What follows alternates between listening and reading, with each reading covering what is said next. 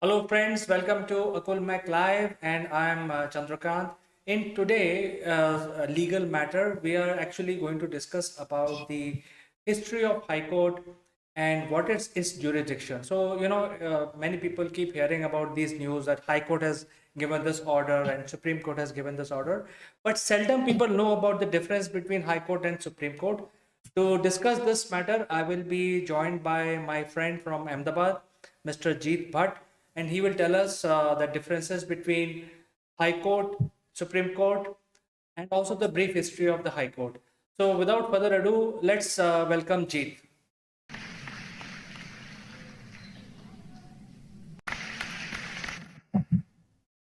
Hello, Chandrakant. Uh, Hi, thank you for having me on Legal Matters. And yes, today we are going to discuss about this important topic of how the high courts came into existence in India and what are its jurisdictions. So, a brief history before I start on the jurisdiction on how the high courts came to be established is obviously, as everybody must be aware, it is a colonial setup and came to be introduced when the Britishers were here. And the first three chartered high courts in the country were Calcutta, Madras, and Bombay. And people in Bombay, Calcutta, and Madras must be knowing that these high courts are almost 150 years, almost 150 years old. But there's a brief history before the high courts came to be set up on how Bombay, which in the early 17th century was part of the Goan colony, and the Goan colony gifted the island of Bombay to the Britishers on the marriage of King Charles II with the Catherine of Braganza. So it is because of this marriage between the King of England and the Princess of Portugal that the island of Bombay came to be gifted to the British crown in the year 1661. It is after that by way of a charter in 1969 that King Charles transferred the island of Bombay to the East India Company, because by that time East India Company had already established its business in India. So the administration of justice in the island of Bombay was started by the East India Company under the authority of the Crown of England. In 1694, at the same time, similar time, the East India Company also became the zamindar in Bengal due to the purchase of villages with the consent of Nawab of Bengal. And the East India Company also established a settlement in Madras by that time. So by 1694, they had already occupied the territories of Bombay, Calcutta, and Madras, and therefore they established the courts of records in the year 1694 itself. By 1694, since the East India Company was already administrating justice in these regions, they established courts of records by 1726, and which were later on known as the Supreme Courts of Bombay, Calcutta, and Madras. So earlier, it were known as the Supreme Courts and not the High Courts. But later on, with the advent of 19th century, when the British Crown took over the entire territories in India and established the colony, the government of India Act came to be passed by the British Parliament in the year 1858. And this, by way of this Government of India Act, the Indian High Courts Act came to be established, passed by the British Parliament, which authorized the creation of high courts in several presidencies and instead of the Supreme Court. So therefore, in 1862, the first High Court in India came to be set up in Calcutta, known as the High Court of Calcutta, and that is the first High Court in the country. Then 1865, the High Court of Bombay and Madras were set up. So they are more than almost 145 to 150-year-old High Court, the oldest High Courts in the country. And later on, the British Empire established the entire legal system in India based on their own system. So at that time, high courts were having the writ jurisdictions, and which writs were being issued by the kings in the olden times in the British Empire, And later on, when the high courts were established, those rights were given to the judges in the high courts as well. So basically, high court judges exercise the powers that the king has of issuance of writs. And even today, under the Indian constitution, we have adopted a similar setup, in the sense that the high courts are having the jurisdiction and the power to issue writs for the enforcement of the rights of the citizens. And there are basically five writs which are issued. And the jurisdiction of the High Court is given under Article 226 of the Constitution. And the jurisdiction of the Supreme Court for issuance of writs is under Article 32 of the Constitution of India. Both these articles are extremely important, because if any fundamental or constitutional right of any citizen is abridged by the state, or the state machinery, or its instrumentality, or its agencies, then the persons aggrieved, the citizens, do have a right to approach the High Court as well as the Supreme Court for enforcement of their rights under the Constitution. And this is a very important piece of provision, empowering the high courts for in issuance of writs for the enforcement of the rights of the citizens. Now, you and your viewers would obviously be aware that the Constitution for the first time gave the fundamental rights to the citizens of this country, which this country never had before. And by the fundamental rights that we have under the Constitution, the right of equality, the right not to be discriminated, the right to be treated equally, the right to trade and profession, right to carry on business activities, the right to travel to any part of India, to right to reside in any part of India, the right to life with dignity, etc. So right against protection against arrest, etc. There are several fundamental rights from Article 13 onwards. And the enforcement of these fundamental rights, the most important provision is Article 32, which directly gives the Supreme Court the power to enforce these rights. Though in the earlier days, there are judgments when the Supreme Court was set up in 1950, where the Supreme Court says that we will watch the actions of the government, because we are the custodians of the fundamental right. We will protect these rights come what may. And these were the words of the Supreme Court initially, but then later on, with so much of litigation, so much of cases pending, now the Supreme Court is of the opinion that the high courts also have a similar power of issuance of writs, which we also have. Rather, high courts have a wider power, in the sense that high courts can be approached for the enforcement of any of the constitutional rights. So if there's violation of any of the provisions of the Constitution, the high court of that state will have the power for issuance of writs for the enforcement of rights, whereas the Supreme Court will have the right for enforcement of only fundamental rights. So this is the basic difference between the powers of High Court and Supreme Court, where High Court's power is much wider than Supreme Court in terms of enforcement of rights under the Constitution. Obviously, the Supreme Court being the last authority, the final arbiter of disputes, it will have a word of finality, and obviously its powers are not limited. It can exercise any power, and on the contrary, it can even mold the law in order to give relief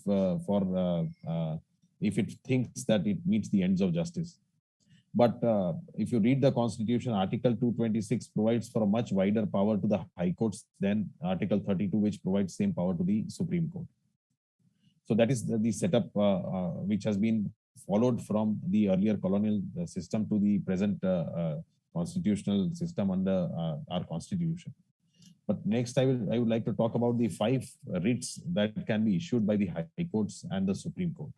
And those 5 writs which can be issued are the writs of habeas corpus, the writs of mandamus, the writ of prohibition, the writ of quo warranto, and writ of certiorari.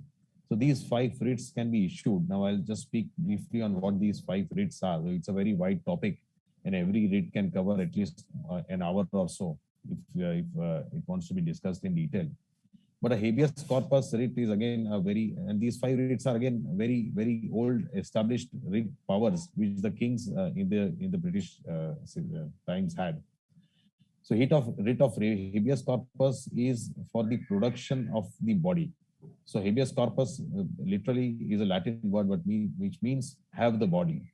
So if any person has been illegally detained by any authority, which does not have the power to detain him and his custody is illegal, then the aggrieved person or a family member of the person who has been captured illegally can approach the High Court for issuance of a writ of habeas corpus.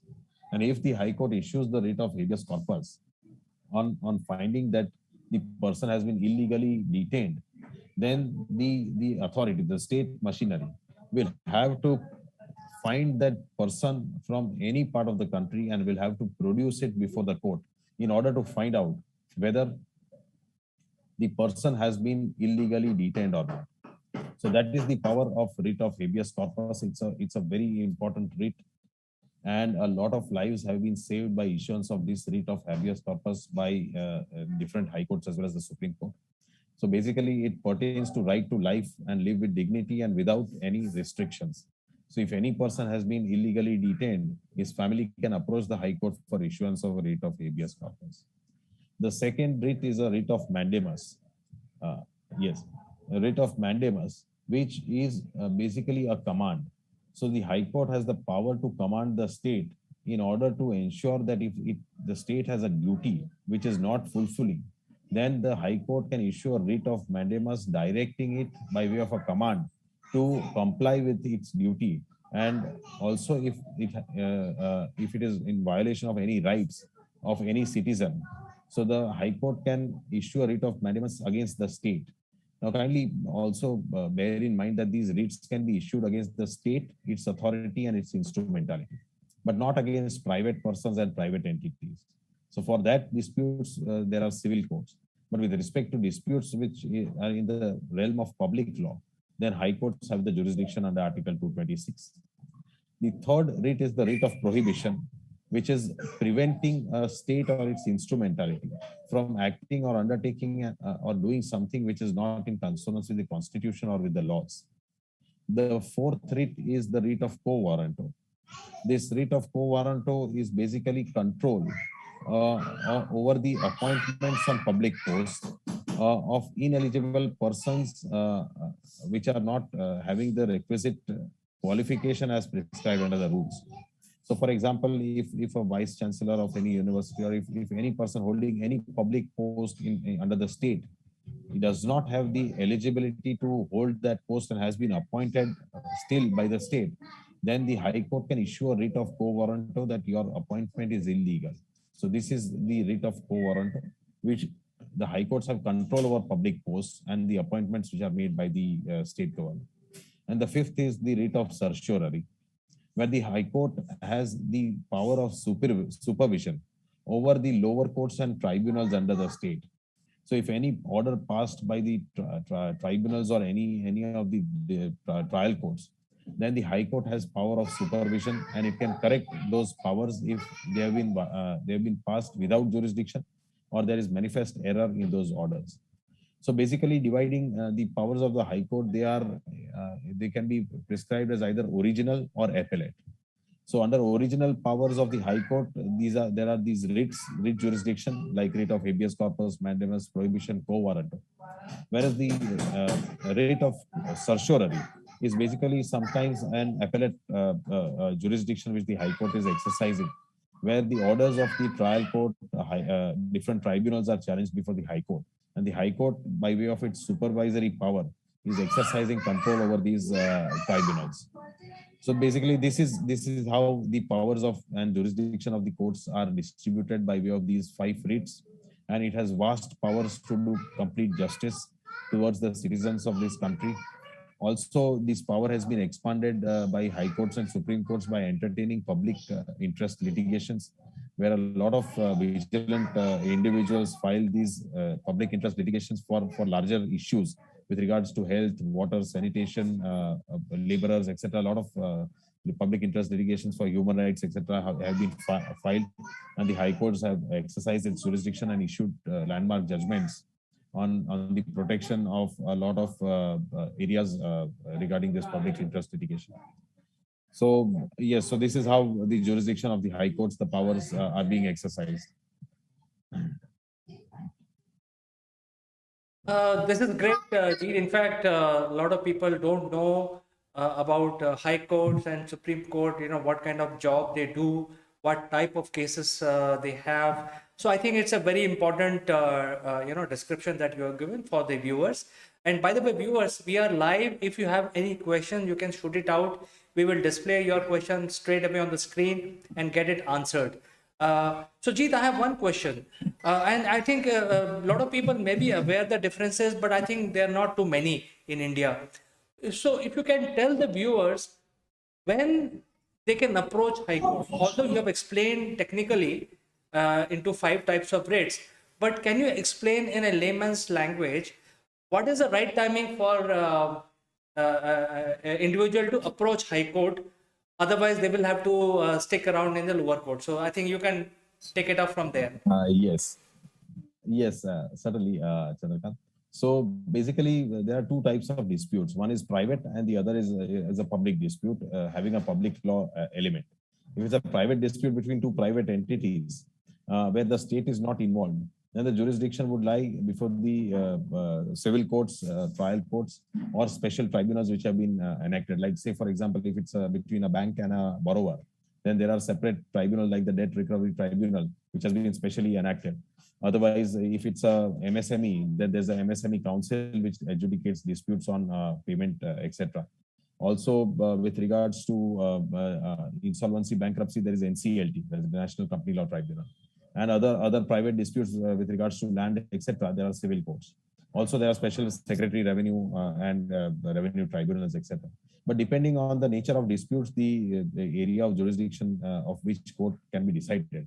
But with regards to High Court and its power, if the state or its instrumentality acts in a manner which violates any of the fundamental or any constitutional right.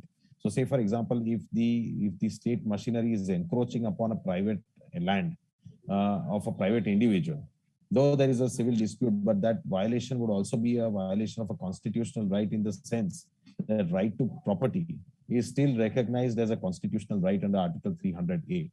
So that person can approach the High Court for enforcement of his for his constitutional right.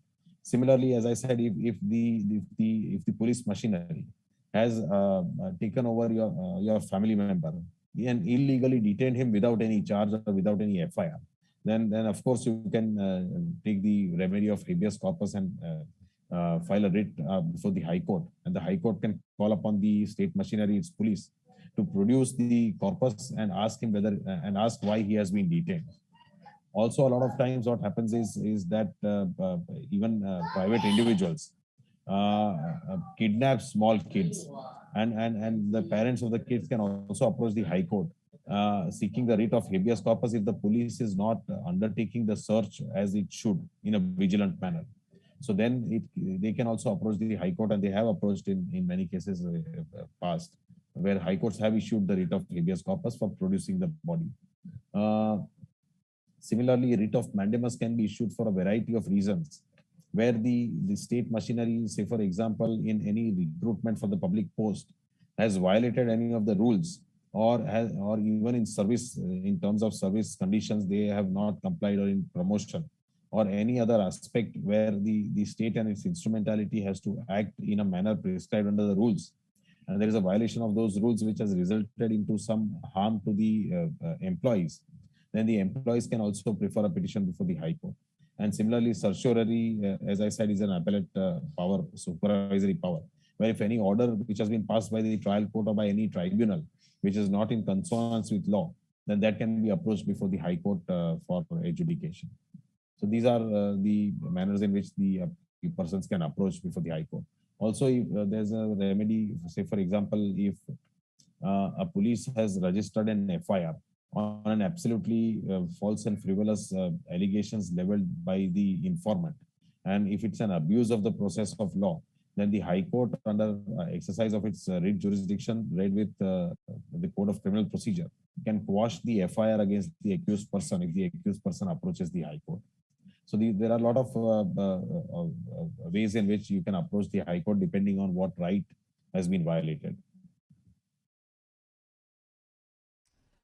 Thank you so much, Jeet, and in fact for explaining this. But I have one last question, which is about the subtle differences between the powers of Supreme Court and High Court. And is there a High Court in every state, or there are certain states which do not have high court and they have to approach Supreme Court. So what is the difference, and what is how many high courts we have in India? Yes, Chandrakant, mostly every state has a high court, except two or three states which share their high courts. It's not that they don't have an high court. In now in the Seven Sisters, that is Northeast, probably a couple of states share one high court. Also, Punjab and Haryana, though there are two separate states, but Chandigarh being the union territory, shares a common high court of Punjab and Haryana. So two states having one high court. Also, there are some other states where two or three states are sharing one high court, but there are only two or three such states which are sharing. Otherwise, every state has a high court. And union territories also, they don't have a high court, but their jurisdiction lies before the high court. So, say for example, like Daman and Diu, their jurisdiction is with Bombay High Court. And Goa, though now it's a state, so they have a bench of Maharashtra High Court in Goa. So therefore, they also now have a bench which sits there.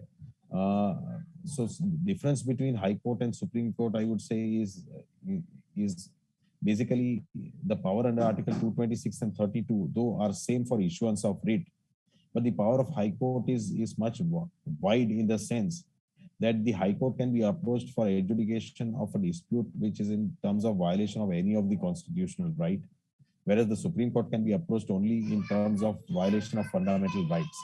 So the power of Supreme Court in that sense is little restricted. Not it is restricted in any other sense in terms of granting relief, but only in terms of violation of what provision which decides of what jurisdiction the Supreme Court has. Also, a difference is that against the orders of the High Court, the appeal can be preferred before the Supreme Court. So therefore, Supreme Court in that way is the last forum for adjudication in our hierarchical system. Otherwise, powers of writs are same. Well, Jeet, it was a pleasure talking to you and learning so many things about our judicial system today. Thank you so much for coming over to our show and talking to our viewers, explaining this. It was a pleasure. Thank you, Chandrakant, for having me. It's my pleasure and honor to be on this legal matters. Thank you.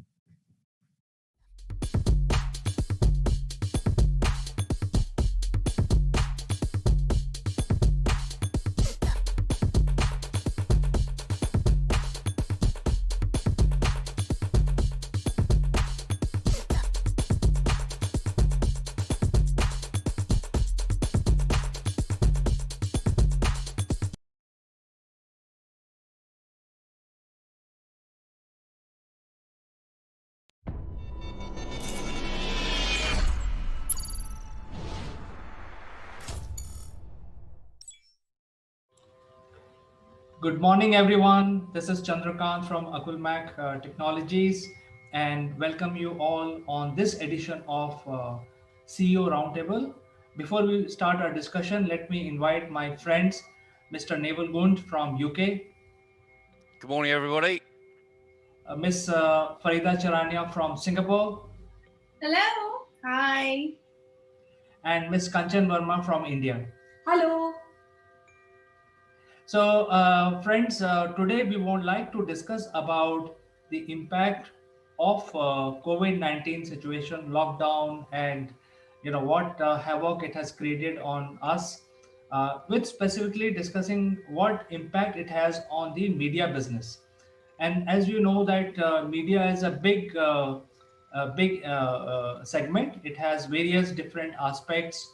It has entertainment, it has news media, it has print media, and it has digital media.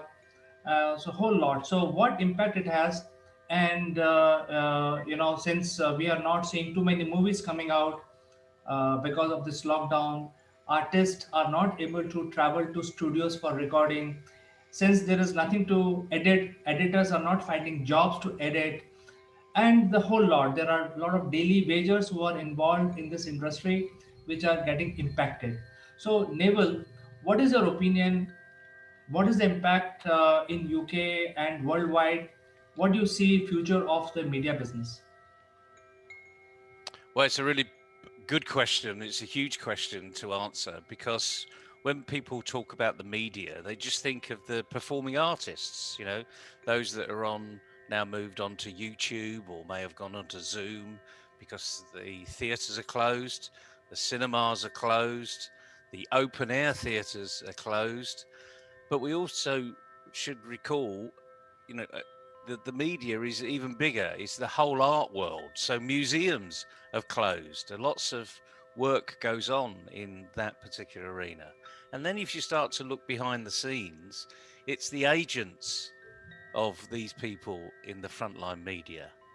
And then it's the people that move all of the sets around the world, the musicians, the following musicians, the graphic artists, the designers, the costume designers, the makeup artists. This is a massive, massive industry. And it actually is probably the forerunner of the gig economy. In other words, it's one gig followed by another, followed by another. So all of these people that are employed in the media tend to move from one project to another, to another, to another. Some projects are quite long, some projects are quite short. So um, a concert on a weekend, it's really quite short, and then everything has to be in one place at one time, and then all of a sudden it's dismantled, stuck on a plane or transportation and taken to another venue because it's a calendar. One follows another, follows another, and all of that has been decimated by this pandemic. So I did ask someone a little while ago, could they put a figure as to the size of the industry? Well, just in the UK, we are talking several £billions. And the UK is quite small compared to what's happening in the media. So it has had a big impact. And the funny thing is, we turn on the TV and we watch the news and we treat that as media. And yet, if you look at some of the news stations, the BBC inclusive, they've restricted, they've curtailed some of their activities. So this has affected everybody around the world. It's not just the UK. This has been devastating. So it'd be interesting to hear Farida and Kenshin's take on it, because India's 1.4 billion people, which is a damn sight bigger than the UK. We've got a mere 65 million here. So how's it affected you over there? Yeah, I feel that whatever points you have put across, they are definitely worth discussing, because media industry definitely are at the blow, because there are unemployment, films are not being produced. But then media and communication industry are inherited linked to human behavior and perception. So we, especially in India, we enjoy entertainment and we find out the ways to do that. And I feel that digital platform has played a vital role in doing that. And I think media space being taken over by digital media, and many of the films are being produced on platforms like Netflix or Prime. But yes, there are some people, a chunk of people who are working, supporting this whole industry. They are jobless because there's no movie which is being produced physically in the studios. So whatever they are doing online, and sometimes they are separately doing. I mean, individualistically, they are approaching and showing their creativity. So that is a quite a grim situation, and we need to discuss out and maybe give a solution to these frontline professional who support. It's a frontline as well as support professional to really work for upliftment and work for this media. I'll just pick this up from where Kanchan left. I have a slightly different view on this. I don't think we can offer solutions to people who are jobless because of this pandemic and because of this entire shift, because that's going to be difficult. I live in a very small country. We are less than 5 million people, but still the loss of jobs, specifically in the media industry, is huge. Now, If you look at 2020, it's been a watershed year for the media and entertainment industry. Consumers and advertisers are actually shifting to digital channels and they are expecting greater value for their time and money. They are also raising the bar for the customer experience. And competition is intensifying quite heavily to, basically be able to use this granular data which is available on the internet and, to actually improve the customer experience. There are different business models which have come up, or rather they've mushroomed so quickly to evolve, to accommodate this new class of consumers and create hybrid monetization opportunities as well. Now, even the platform companies, so if you take example of India, the OTT platforms are already under scrutiny and they have been kind of put under the same radar as films, medias, etc. So it's not all that hunky dory. Maybe the delivery has changed, but still work is going on in the background, and probably the medium is shifting. So the brick and mortar and digital world, the gap is widening, which was anyways expected, but COVID somewhere accelerated it. Now, job losses are mainly in the areas in the brick and mortar industry, for instance. If you talk about a theater, someone goes to a theater for an experience, and to provide that experience, there are so many people who are involved.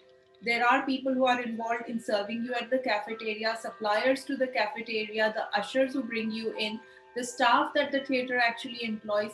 And these are people who are actually losing their jobs because the entire activity has gone down so much.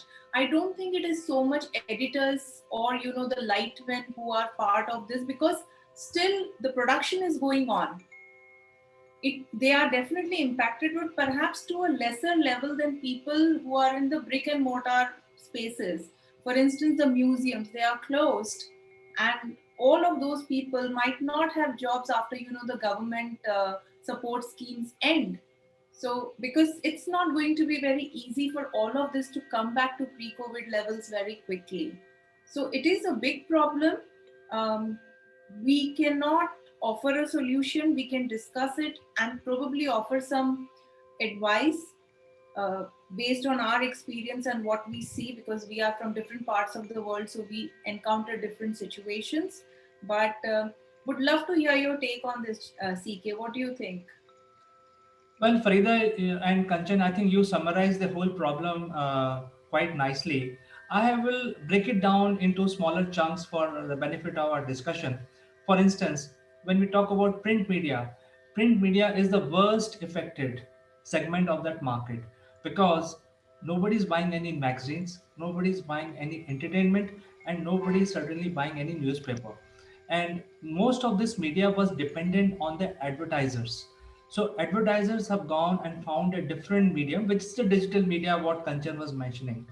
Most of the advertisements are now happening on the digital platform. So the print media is suffering. In fact, there are a couple of very popular print media in India are closed. The shops are shut. So when I say the shops are shut, it's the print media which is shut, and they have prudently transferred their business to the digital platform. So all of those print is now available on the digital platform. So Farida, I fully agree with you. They have found a different way to stay relevant. However, the physical print media is almost almost non-existent basically. Now let's look at the TV platforms. In my opinion, the TV or the entertainment on TV or the news on TV also runs on the advertisers. So this situation of COVID has created a snowball situation in the market where when some merchandise is being advertised on TV, the chances are people will go on the digital platform like Amazon or Walmart, and they will pick up that merchandise from those platforms. Now, since nobody is watching these TV ads, or nobody is selling these merchandises, or nobody is buying these merchandises, whatever the situation may be, the advertisers are not spending too much money in advertising itself because people are not buying in abundance as they were doing in 2019. And since the money is dwindling, the financial impact on the TV platform is also huge. So when we look at the next level, which is the bigger level of movies like Hollywood or Bollywood, uh, there were about 700 to 800 movies, mainstream cinema that used to come out from India, and almost similar number used to come out from LA. So those movies employ at least a million people across India and America. Those people are totally jobless. There is no light boy. There is no daily wagers. There is no extras which are being deployed. So while people can come out with a new way of doing things, but that affects only the cream de la cream of this market segment. The lower people are suffering. So I think that for us, when we are discussing this matter, I think we should also give little bit of guidance in terms of what these people should be doing. If these artists are good, really, and they are forced to work as extras, I think here is an opportunity for them to really showcase their skills, because now there is no bar, there is no as we say, there is no media agent. If you are good in your skills, here is a digital platform, leverage it for free and showcase to the world what you can do. What is your opinion, Neville? I don't know about leveraging for free, because there's always a cost to these things.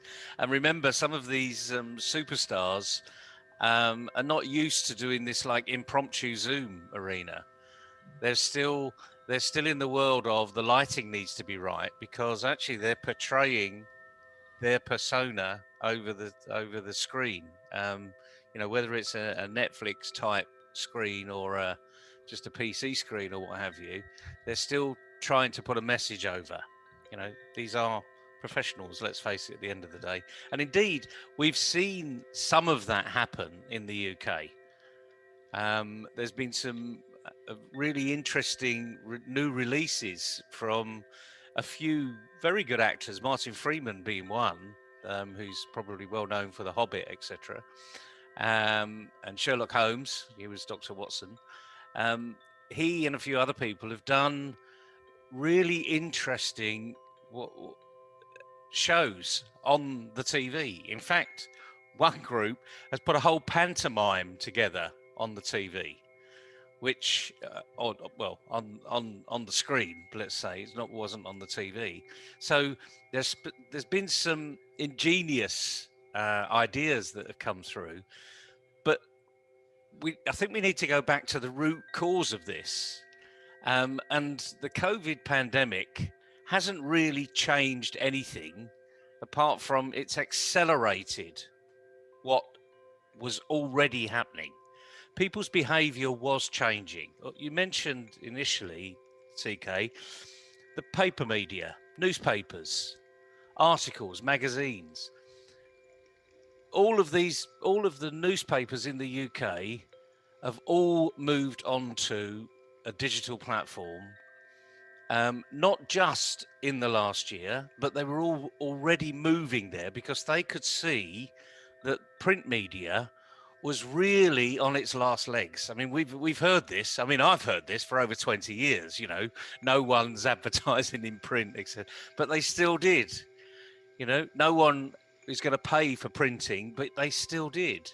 So, what COVID has done is it's accelerated the process, and the interesting thing is people's behavior is accelerating this process, not because we're now being driven by what the media wants us to know about. So let's look at Netflix. Farida mentioned bricks and mortar. Well, apart from a few buildings that Netflix rent around the world, they're just another Facebook, another Uber, and another Airbnb. They really only had a great idea, and that idea actually sits in the cloud, and they're just streaming what we want to see. This is what we want, remember. So the people that are going to make the real benefit out there, are going to make that real transition, is to listen to your customers. I mean, I don't know how many times we've said this in the past. You know, if your customers are asking certain things of you, give them it, because that's what they want. Don't give them what you think they need. Give them what they want. And I think this is polarized, actually, the issue in media as a whole. And I don't think we're going to see newspapers as I knew it, have ever known it, ever again. I can't see newsstands ever having even free newspapers anymore, because I think we've just gone away. We're scared of touching things that might contain a virus. You know, this is what's going on up here. We need to recognize what's going on. Whereas my iPhone, my PC, I clean it. It's my responsibility. My TV, my home, everything's going to be streamed into the home. And we just have to wake up to the music and just get on with it, really. So think about where your customers are. We've said this time and time again in coaching any business. It's not just my view, by the way. Thousands of people are saying the same thing. It's just a question of when are people going to listen. We in India, we have a projection that India would have a billion digital user by 2030. So, and then I feel that this all been accelerated due to COVID, because everybody wants to see and enjoy in the comfort zone. Apart of this, there are many home productions which have opened up. So there's no limitation. If you have a skill, if you have creative, you can work from your home and provide your message and creative things through media, digital media. I just like to add to this. One of the other things that has happened, which could be viewed as an opportunity as well, because content creation has started outpacing the ability to monetize. Again, like CK was saying that if they have the skill, they can showcase it for free. And, so based on those lines, yes, there are platforms available to showcase your skills for free. And there is now not much difference, or the lines between, say, amateur, professionals, creators, distributors, it's all kind of fading away. So there is an opportunity for someone who's really, really talented. But I'm talking mostly about the performers and people who create that performance. I'm not talking about the people who are impacted by this because they are the support staff. They are not part of the creation process. There is also tension between profitability and distribution, because this is the time to disrupt. Everything is changing, so what worked for you last year is not working for you now. So again, the advertisers have moved their advertising spend to channels where they are getting a response. So all of that, like print media, yeah, it's dead. I kind of completely understand, and it's going to change the consumer behavior, because now we are so scared to actually touch any surface we are not aware of, right? Even if you go to a restaurant, you would basically see that it's been cleaned before you actually take your table. So I think that also is something which is changing. A lot of regulations will come in as well, but that will not hold back disruption, because this is anyways expected. It's just that, like Neville said, it's COVID has accelerated the pace of this disruption and the consumer behavior changing, and the delivery of entertainment or media changing. Yeah. And just picking up on that, behavior change. We're now seeing Universal Studios, for instance, that have taken that leap of faith. They're the first one, and what they've done is they've decided that all new releases next year will also be streamed live from the date of release. Will that change me? Actually, no, it won't change me. If I want to go and experience new James Bond film, which has been, you know, Sony were releasing it in March of this year, and then we were told it was September. Now we're told it's next year. I want to see the James Bond film. I don't want to see it. I've got a very big TV screen. You know, I've got a 72-inch TV screen. I still don't want to see a James. I want to experience that James Bond film in a cinema with the surround sound and all of the shaking seats and goodness knows what else, and the crowd that are there as well, because this is a community type of experience. So have Universal jumped the gun? No, not really. They're just recognizing, I believe, that different people want different things. And equally, they're reaching a far bigger audience. So maybe you will see it on the TV and think, well, maybe I won't go and see the cinema. And if it's so good, you go to the cinema. So this is almost like the classic consultancy arena. I'm going to give you a little bit for free. I mean, these streaming program, I mean, $5.99 for a month of Netflix. This is not expensive. That's pounds or dollars. It's not expensive. But if I want to see a movie that I've seen on Netflix, I will go to the cinema, because that's my second behavior. And interestingly enough, it was always my second behavior. I'd much rather see a trailer and then go and see it if I really want to see it at the cinema. So again, we just need to be looking at what consumer behavior is doing. We are changing, and we're changing quite rapidly. And remember, some consumer behavior has killed companies off in a matter of months. I mean, on the UK high street, we've seen so much devastation. And I'm not talking about COVID now. I'm talking about pre-COVID. Toys R Us. Toys R Us was an experience. If these type of companies have recognized that Disney has it right, that if you imagine that Disney ride that you would go on lasts about 2.5 minutes, 150, 150 seconds. That's not a long time, and yet you're queuing up for an hour on some of these Disney rides, but you're entertained for the whole journey. And I think this is where, Disney, when you think of Orlando, when that was opened well into last century. So just imagine what a little mouse has done for us over the years and where it's gone.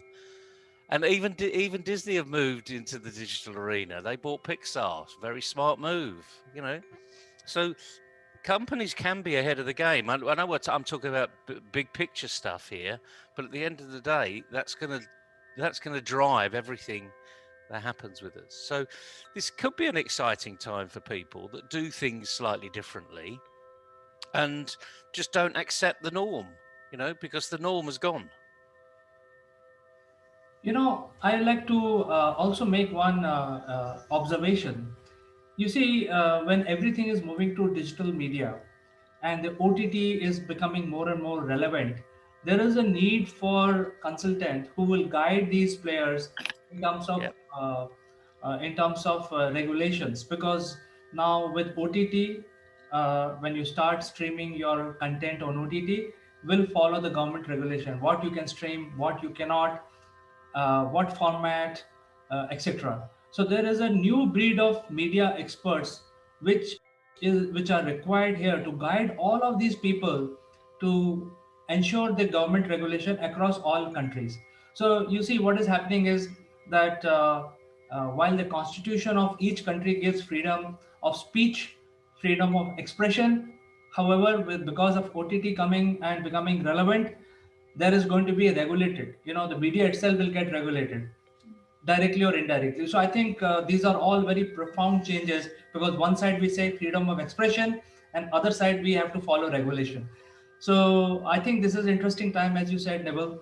The whole lot of changes are happening.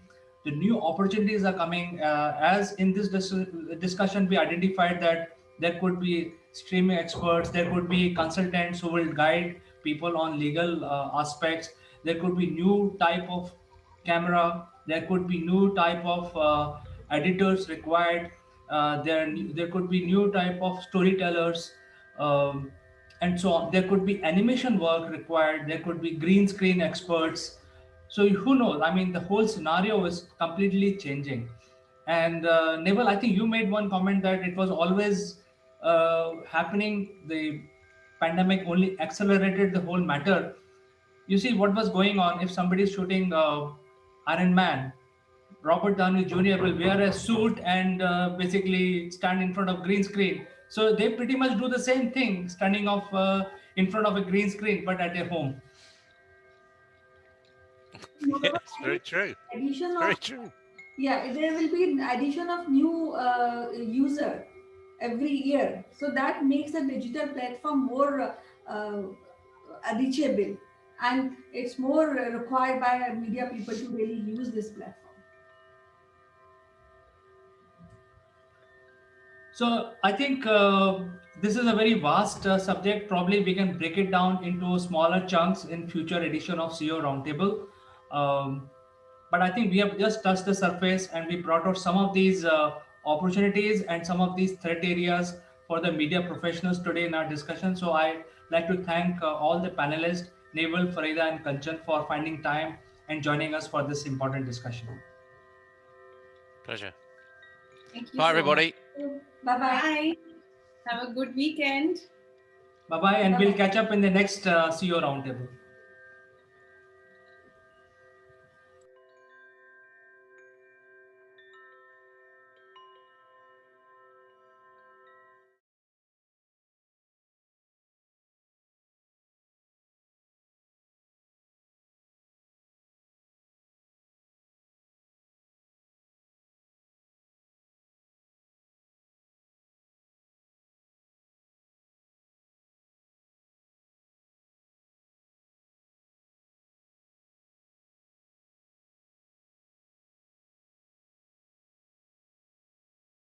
Hello friends, this is Akul Mac Live and I am Chandrakant. Last week we had a very important guest on our show, Mr. Mike Bradley, and he told us about 5 C's of doing business.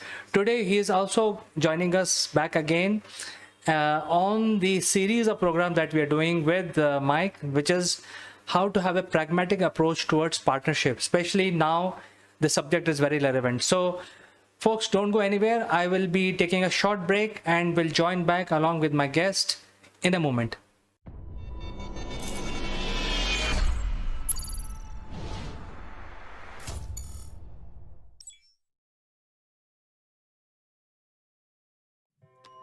Welcome back, friends, and I'm very pleased to invite our guest today, Mr. Mike Bradley, who joins us from UK, and we will continue our discussion from last week, which was around pragmatic approach towards partnership. Mike, welcome to the show. Thank you, Chandra. Good to speak to you again. And how are you surviving the monsoon rains? Well, it is fine now. It was pretty bad last week, but it is mellowed down a bit. I think business as usual now. Although clouds are there, it's raining continuously, but it's not so hard. Oh, that's good news. That's always better. Better than the other option. Well, we discussed the 5 C's last week, and today our viewers would like to know 4 P's of pragmatic approach. So we are waiting to hear from you. What are the pillars of having the best partnership approach when we go out and do business? Okay. So last week we talked about the 5 C's for how you identify the correct partners to work with, be they joint ventures, resellers, agents, etc.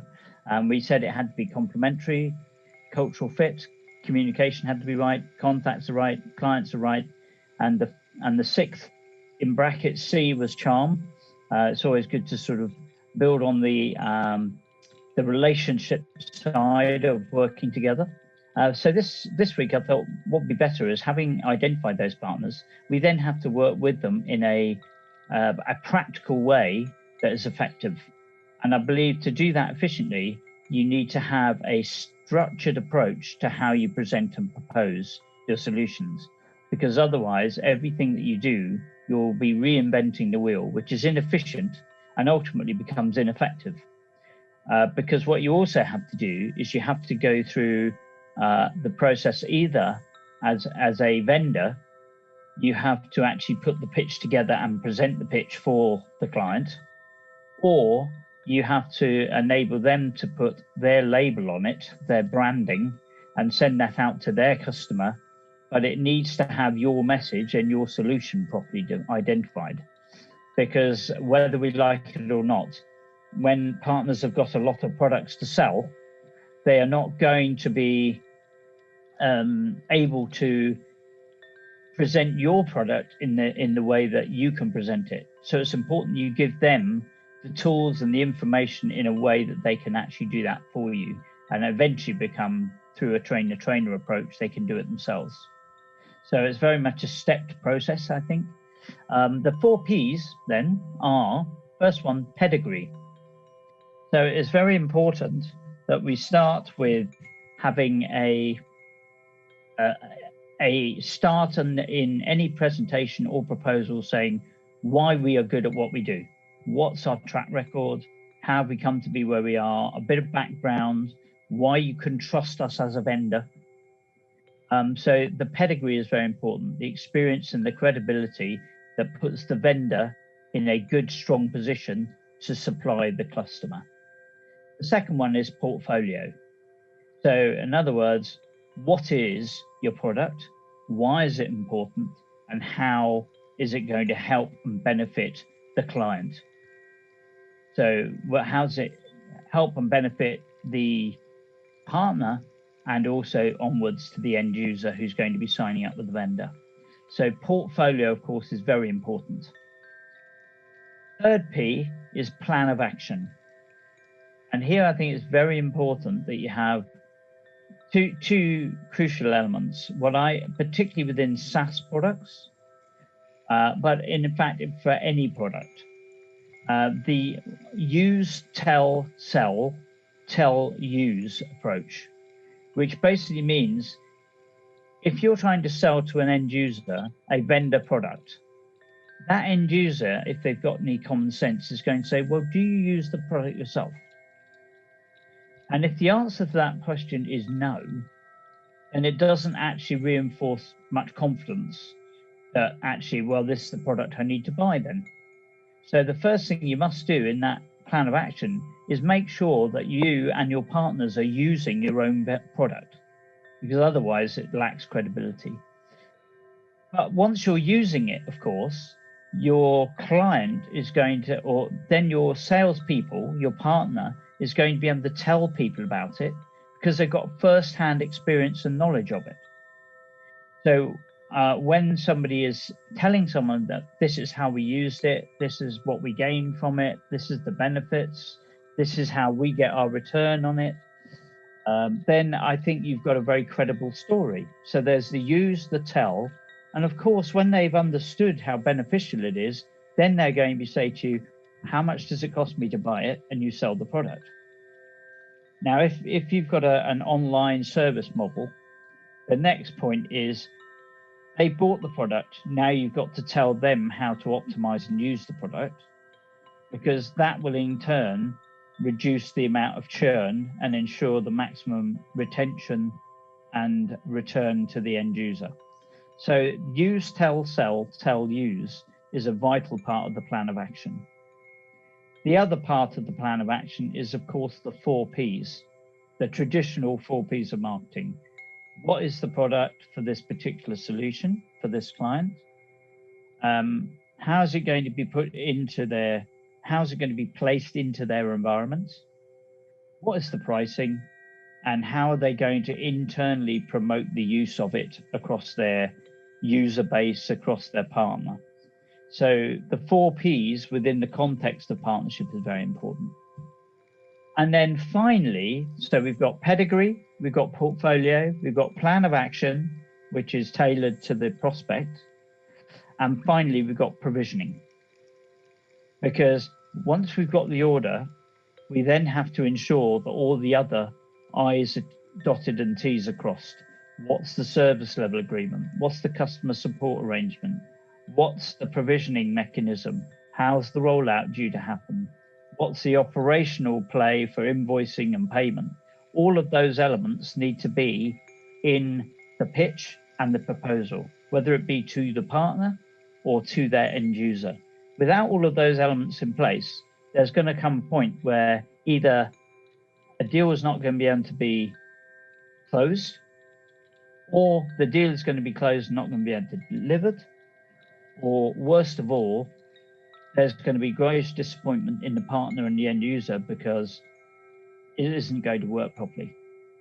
So those are the 4 Ps. Excellent explanation, Mike. I think these are very, very vital for any business. I think you put it very nicely. But I also feel that people needs to do little bit training around this, because many people, even though they may know about it, they might have studied in their school, but they don't know how to implement in real life scenario. So I think there is a need for some sort of training provided to entrepreneurs today. Do you have a suggestion for how people can get trained on these 4 Ps? Well, yes, I do. In fact, I put together a program along the lines of this several years ago for the Growth Accelerator program that the UK government had for how to help companies grow. So I have the material ready and can very easily put together an online training session, which would be charged at a per head basis, or could be done on an exclusive company basis. And we would go into more detail around these areas and come up with actions and actual activities that will enable the attendee to go away with a sensible plan of action to move forward and optimize their partnering. So yes, thank you for that question.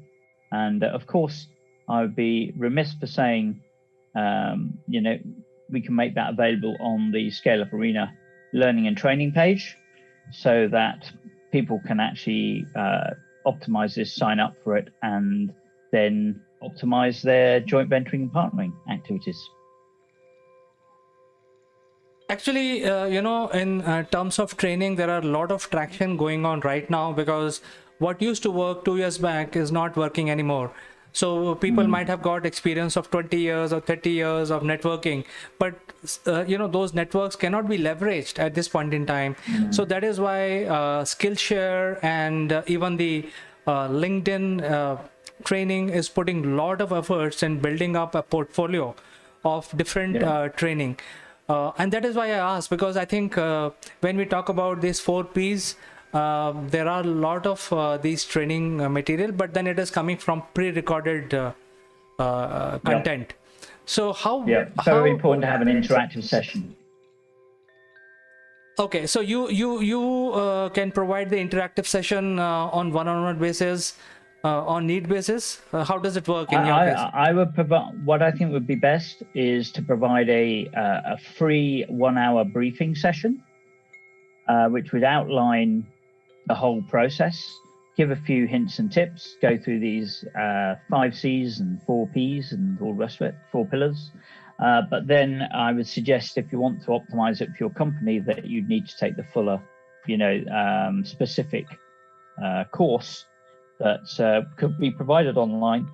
But I'm quite prepared to say that we will do a 1-hour session for your Aquamat viewers. If they want to do that, they can actually come back to yourselves and say, we'd like to take part in the, what do we call it? The pragmatic approach to partnering seminar, webinar.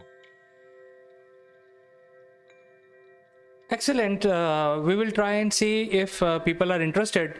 I think this is a very important subject, because many people don't know the reality. They don't know how to, sometimes you have a flair of acquiring customers, but you don't have a flair of retaining it. So I think it should be provided to the new generation entrepreneurs who are now entering the fray. And that is why such trainings are very, very important, Mike. Yep, I agree. I can, what I can do is provide you with a link with the overview of the course, that you could use yourself and push that out as a webinar, a free of charge webinar, but then there'll be a more detailed half day, which will be chargeable. Excellent, Mike. I think thank you so much for coming over and enlightening our viewers about these hidden aspects of doing business. It's very, very important. And viewers, I think you have any question, any suggestion, you can directly reach out to Mike, or you can reach out to us, and we will make the connection happen. The email will be mentioned at the end of the video, also in the description down below. Mike, coming over and joining us, talking to our viewers today. No problem. Been a pleasure. That was part 2. And of course, I've got part 3 ready for next week.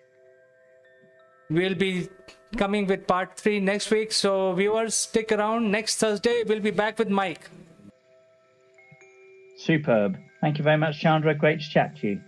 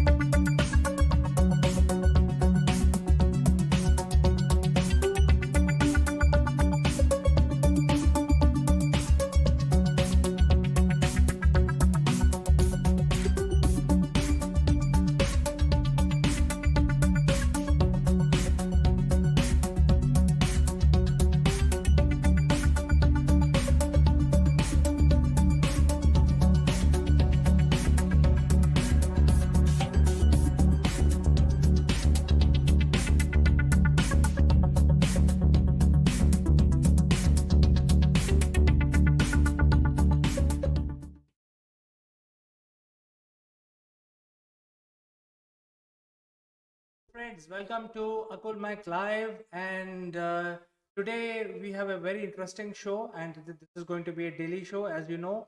And if you want to interact with me live, then there are 3 methods in which you can interact. One is you can use the chat function here, and if you chat in your social media, it will instantly come here. I will read your question and talk about it by taking your name. Other method is you can actually join live with me with your camera and microphone. Use this code which is given here. As you can see, this is the code that is given here. It is the Meet code, and the lines are open. You can reach out to me and we can have a chat about the subject being discussed. The third very interesting method is join as an expert. So if you want to talk more about your opinions and what you do, then you can write to us in this email, and you can reach out to us and book your slot. So there are 3 methods by which we can actually have you interact with us. So moving on with our program, this is called Assimilate with Akul Mac, and very interesting thing happened last week, and this is about ISRO, which is a premium space research organization from India, launched their solar power calculator. Now you would say that, what is a big deal? I mean, I've been seeing the solar powered calculator for so long, but this is exactly where our thought process is going wrong. Basically, the solar powered calculator is not what they have launched. They have launched solar power calculator. And to explain this in detail, the earth gets the highest amount of sun on the equator and least amount of the sun rays on the poles. So as progressively you move away from equator towards the pole, whether north or south, the amount of solar energy that you can get progressively start. So the countries, if they want to invest, or if you as an individual want to invest in solar power, you want to get the solar power installed in your home, or as a district head, you want to completely do away with conventional electricity, but go on an unconventional, which is solar power. but you have to know how much power is required and how much investment is required from for me to basically get this whole plan rolled out. So in order to know that, people will have to do very they have their own mechanism, but this is something which has been done by ISRO for very, very long time, and now they are providing it to the rest of the world, whoever wants it, so that they know exactly in their land, in their piece of land on Earth, surface of the Earth, how much power is available potentially. And in order to do this, you have to rely on satellites. So when I say that it is not a solar powered calculator, it is the solar power calculator, and they are using the satellite technology. And for this activity, the geosynchronous satellites are used simply because they are stationary, as the name suggests, and they are way, way far away from Earth, almost like 36,000 kilometers, and then they start rotating in 24-hour orbit. And as a result, they will stay stationary on a place on the Earth. So ISRO has been pioneer in launching their geostationary satellites. They've been doing it for last 20, 30 years. And the calculator will actually give you potential solar energy which is available on the piece of your land, and they use the satellite technology. They will, so in the application, all you have to do is key in your coordinates, latitude and longitude, and the application will tell you what is the potential of the solar energy that point on Earth gets. So this is very interesting, friends, and this is something which is being done by ISRO, and anyone across the world can actually um, utilize this application or a process or a system to get hold of how much solar power their piece of land is giving, and that will give them a lot of headroom, elbow room and leg room to plan their activity. Maybe they have to try a combination, because now they know that the set amount of solar power they are getting on their piece of land during daytime, uh, and it is not going to fulfill their need to run electricity in that district or house. So they can then start planning in terms of whether they need to go for conventional power, or they need to go for wind power, how much solar energy they can generate, and how much deficit they have, which needs to be fulfilled somehow. So I think this is a very good thing. It will help citizens of the world to start thinking about about the plan, the moving on to the solar power, and move away from fossil fuel, because even in the COP26 pledge that has been taken is to uh, reduce our carbon footprint, and we have to get to the goal of net zero. So I think solar power is most viable, always available. All you have to do is harness it, and in order to plan your activity, you have to know how much solar power is available in your area. And I think this solar power calculator from ISRO will be very helpful. As you can see in this picture, director of ISRO is announcing about this to the rest of the world. And I think this is a message for anyone who wants to utilize the application to plan their solar power requirement. I think this is something that will help them. So friends, I will move on to the next story, and I will just go take a break for a minute, and I'll be joining back just after a short break of 1 minute.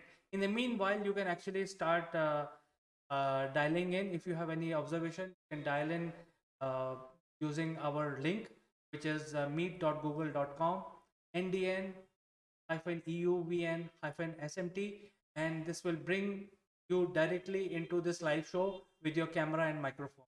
So I will catch you after the break on the other side, and don't go anywhere. I will have a very interesting story lined up for you.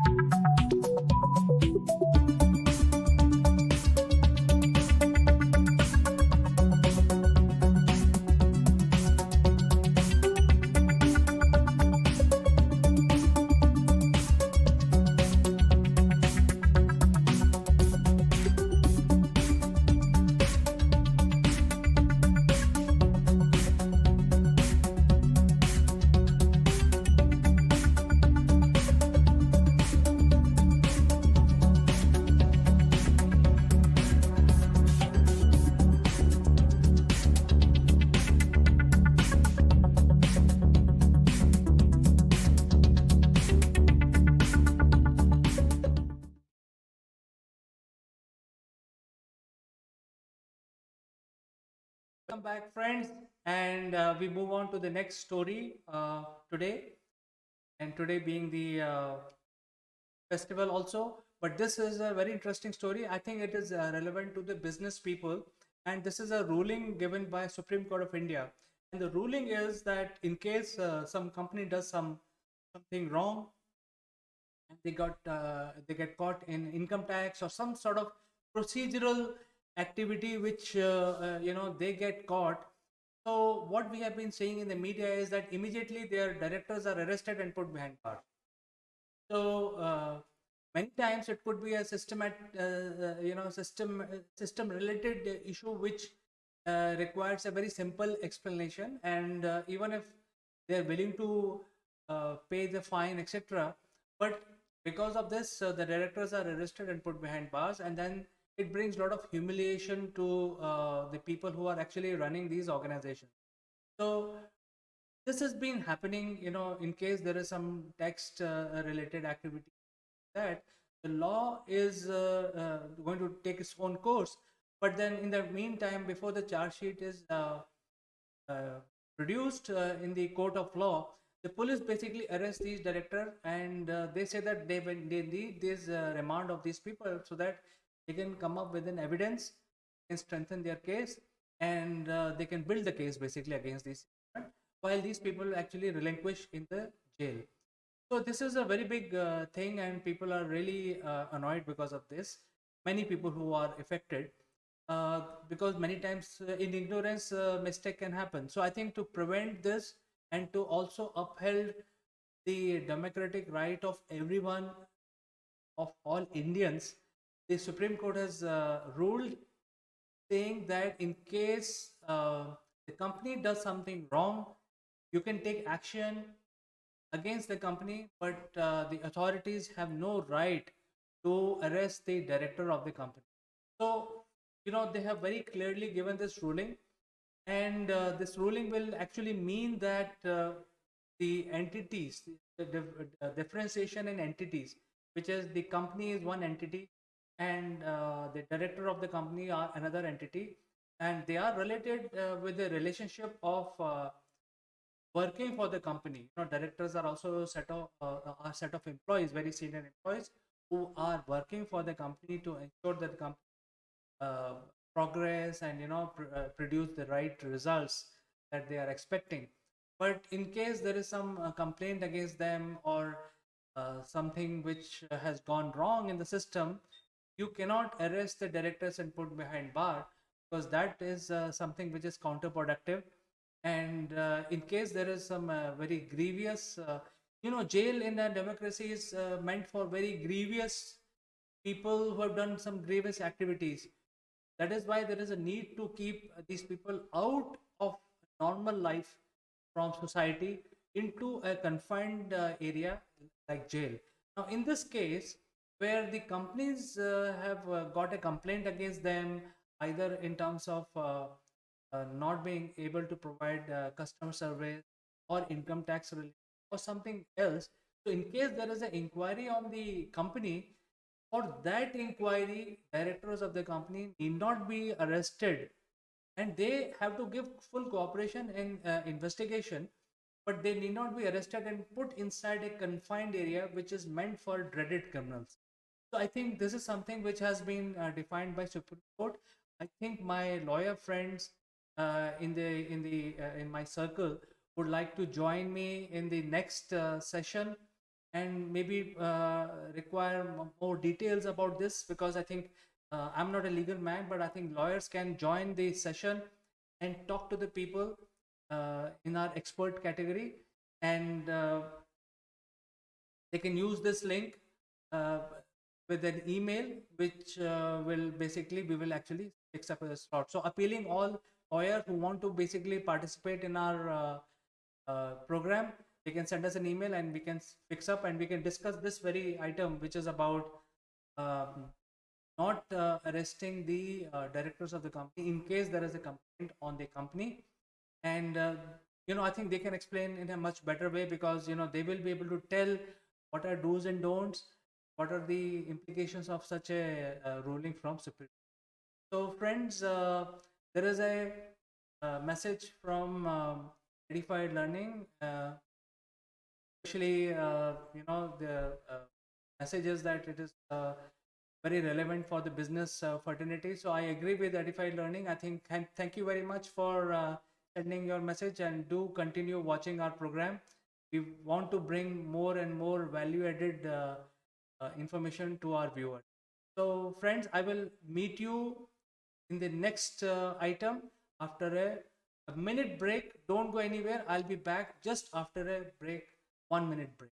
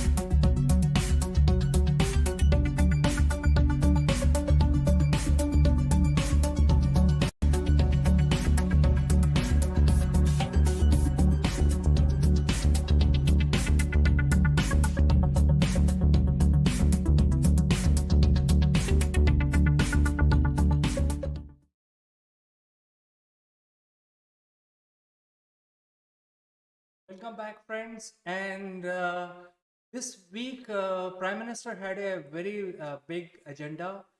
He went to Glasgow for G20 meeting. I mean, he went to Italy for a G20 meeting. After that, he went to Glasgow for COP26. And the next day, he came back, went to Kedarnath, and he announced many activities there. But I think the biggest attraction in Kedarnath is the statue which he has unveiled, and it's a Adi Shankaracharya statue. So before I actually get onto the actual statue part, let me tell you who's Adi Shankaracharya for the benefit of viewers. The Adi Shankaracharya is a person who hailed from Kerala, and so not covering the entire story. There's a very long story, but he actually established the Shivite movement, and he actually created he became an inspiration, very knowledgeable person.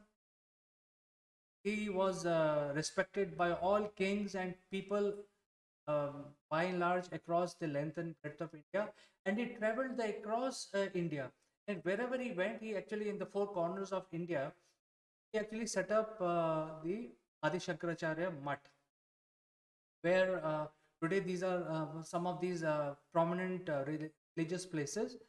And Adi Shankaracharya gave a lot of wisdom and a lot of knowledge to people. And finally, at a very young age, he passed away Kedarnath, where he took Samadhi. So Samadhi is another method of going another life, or Punarjanam, as in Hindi. It's about going to the next journey of yours after death. So instead of cremating the dead person, in case these are very enlightened soul, and there is a method defined in Hinduism where they can samadhi inside in a pit, and they can actually, there's a process, there's a whole lot of process and procedure to take a samadhi. So samadhi, and this place where he took samadhi is called Kedarnath.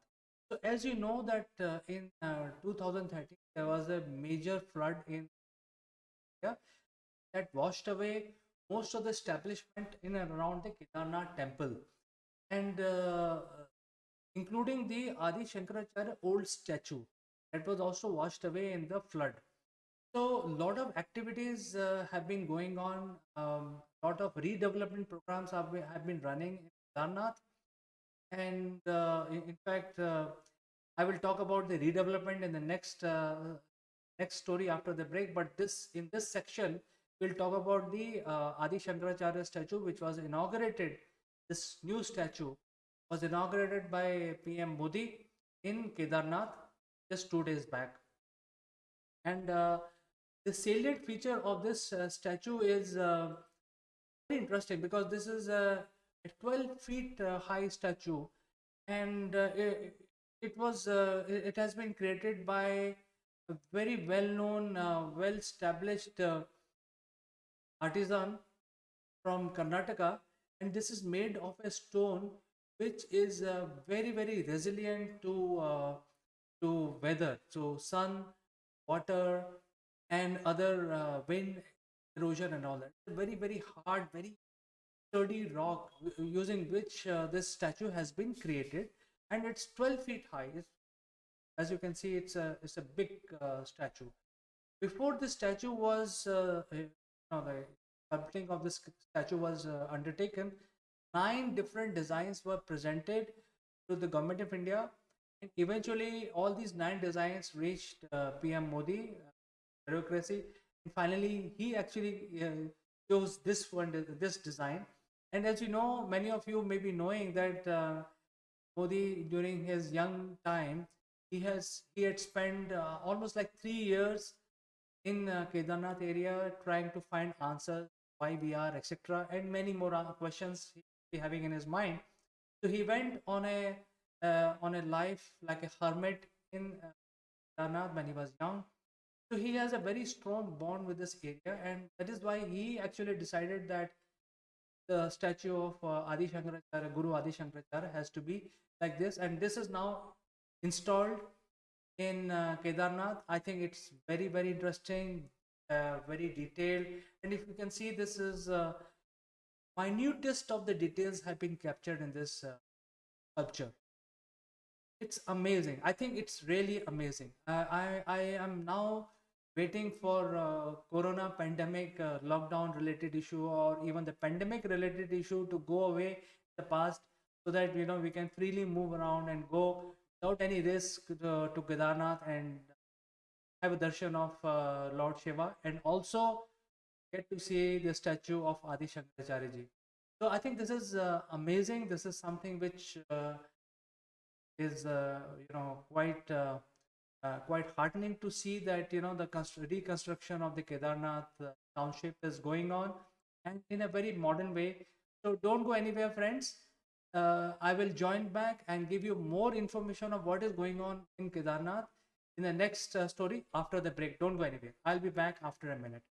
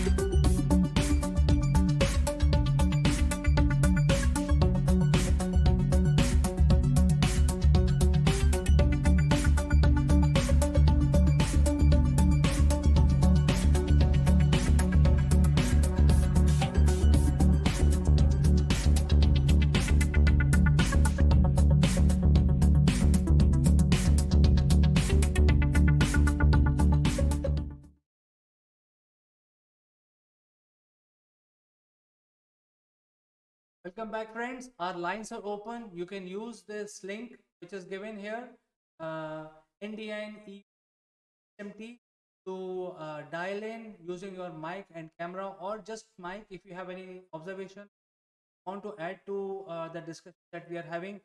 I'm waiting. Join, and I will bring you live or show.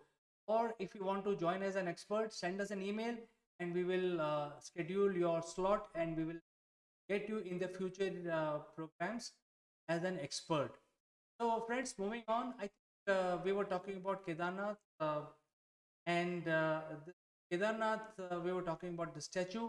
However, the Kedarnath redevelopment program is on full swing, and as you can see, Kedarnath, there is no road which will take you there. So, I think the last journey from the last motorable road, you have to do it on foot or on a horse or a pony or different cradle. So if This is quite high, and this is a sort of a small plateau on which the temple has built. Surprisingly enough, there are two rivers which flows on the side of the river.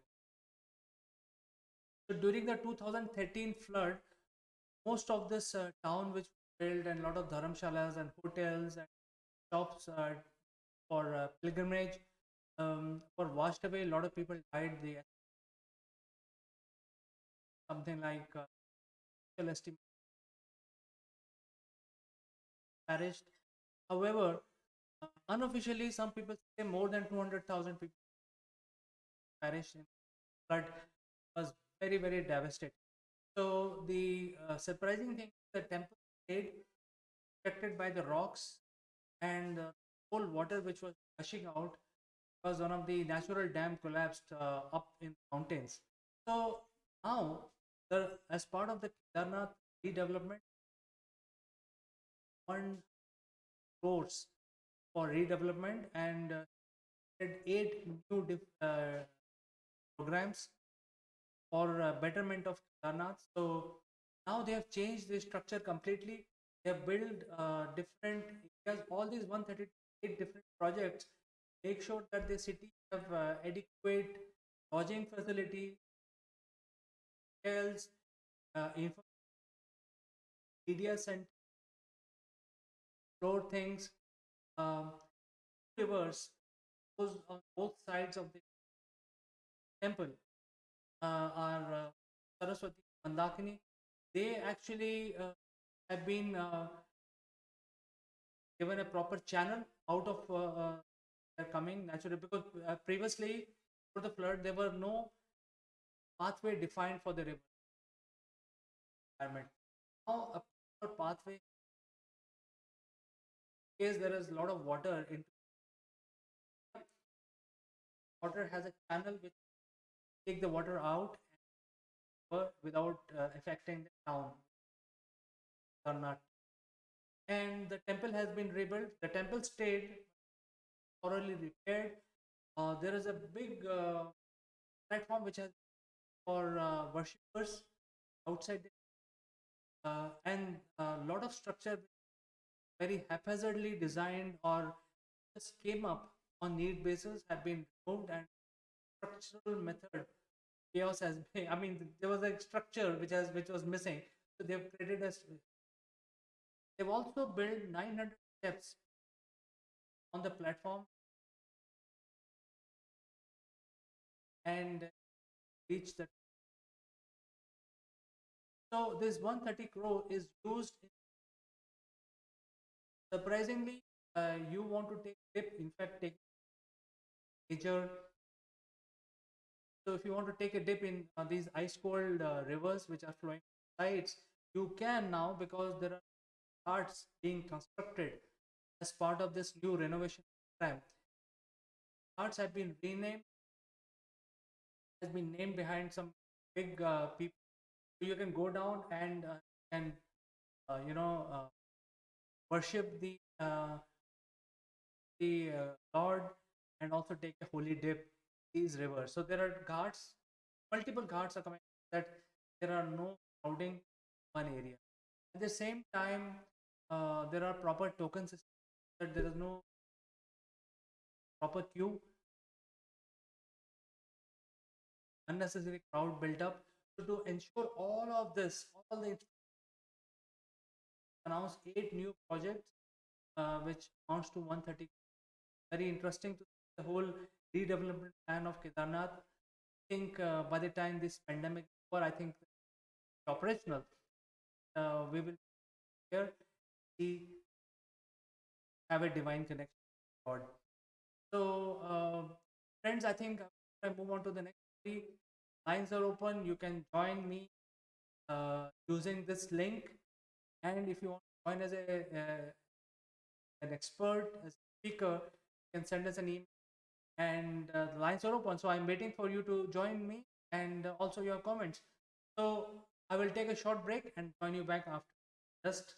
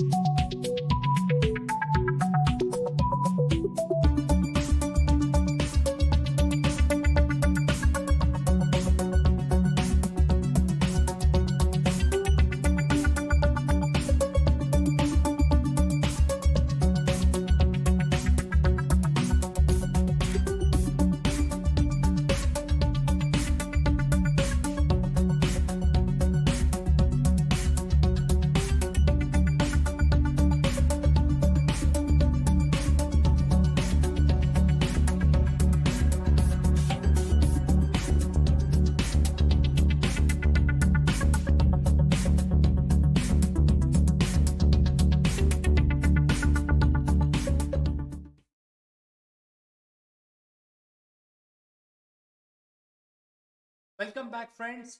China was missing from the global forums last week. They were missing from G20, also missing COP20. Um, so why, all why they were missing? Why they are one of the most populous country, and the environment related are definitely genuine, or everyone should be a genuine concern. Not only the leadership, but also the people of the world. Also includes China with their 1.5 people. So why they were missing in action? Why they were not participating uh, of these global forums? I think this requires my attention. The whole point is that the China has come up in a communist country. We don't know what goes on inside that. Freedom to people. Yes. So whoever wants to report taken for a task, purge as they call it in world, purged, or horrible things may have people. We have no idea. So coming back to the environment issue, uh, in area of environment, I'm really thinking because they have progressed, so they don't care about the all. In India, which is the second populous country, we are very concerned about the legal ramifications. We don't want to do illegal globally. As as a race, we are very particular about following law, and I can't say as much with a lot of confidence Chinese, because individually they may be doing it, but there is a lot of pressure to use these small things. The smallest of the supply chain is coming from China. The people who are behind this supply chain may be producing these things, and because of that, the government, which is one party system there, communist government, the government have taken the global format, taken those consideration to their people. For example, if India has to do things, then we have to follow different global regulations like anti, or have to do import export, follow the import export, or in case there is some person who committed a crime and fled the country, have the back. So there are international laws. We need, while keeping the rights of the city, not only of foreigners but also citizens, at par with the foreigners. So the Indian citizens' freedom is equal to any free citizen across the world. We have to ensure all that as a race, as a country, as the government, which I don't see happening, because there is one party which is ruled by one person in China, any other communist country. So it's not entirely democratic. And if the leader is good, things will work properly. The wheel will rotate properly. If the leader is not good, then things can go south. So now I have no problem with Jinping. He's a great leader. His intentions are good for his people. However, as the country, you have to remain in coherence with the rest of the world. You cannot start multiple fights at the same time. So I think this is something that they are doing, at least in the media. Are always part of a heated debate. However, they were missing from these forums, which are very important for the world itself. So I think they have not created the ecosystem for environment. They have actually built their industry and the global supply chain today based on violating a lot of environment friendly policies, environment processes. And we all know that none of the living, I mean, they have zero ethics for the rights, because the habits are like that. So I think when it comes to environment, animal protection is also part of that. animals, eat them. So I think the whole ideology of China is actually dependent on violating different global laws. There is no democracy.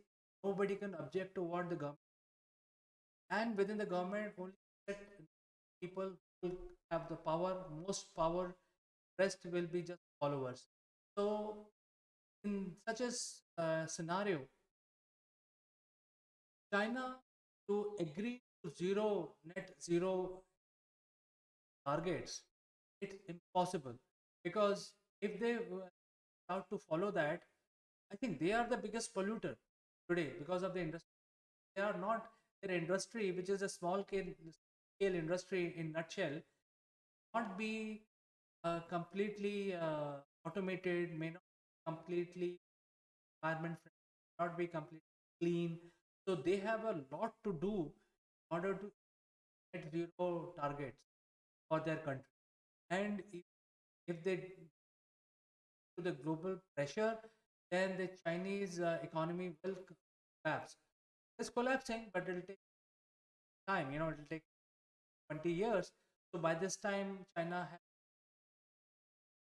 take corrective measure. But if they for a net zero carbon emission target 50, their collapse will happen just in 2 years because it's not easy to do all that because they are built their economy by violating everything, by violating every environment friend that is 10%. So I think to build that pressure, to that framework, tell their people to train them, sensitize them towards animals, sensitize them towards environment, air pollution, so on and so forth. It is a Herculean task for. This is why, in order to do a face saving, they pay by registering their token resentment, and they said that hey, we don't want to participate. The two absentees, prominent absentees, are Russia, China. Russia is not a big problem because not a big. I mean, they are a big country, but the population as China. China being the largest polluter, they have a lot to do with this net targets, and you can't say that hey, I will not. You guys all follow good practices. I will not follow. So I think the pressure will start building. Don't help them even if they not appear, become absent because we have only one Earth. It is a closed system. China, the country in heart of the people, but essentially for nature, there is no country. Just one race, one environment, one closed system, which everyone has the responsibility to fully pitch in and take care of our environment. And the way it is going, rise of 2.6 degrees temperature of these towns, it's better for them to come up global community, work with the global community, can't get their own terms because I think time is limited. I think this is what I feel happened, and because of that, the China stayed out of COP26 and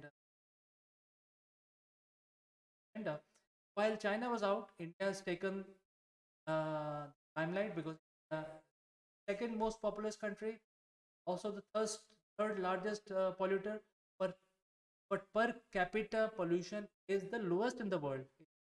So India is right.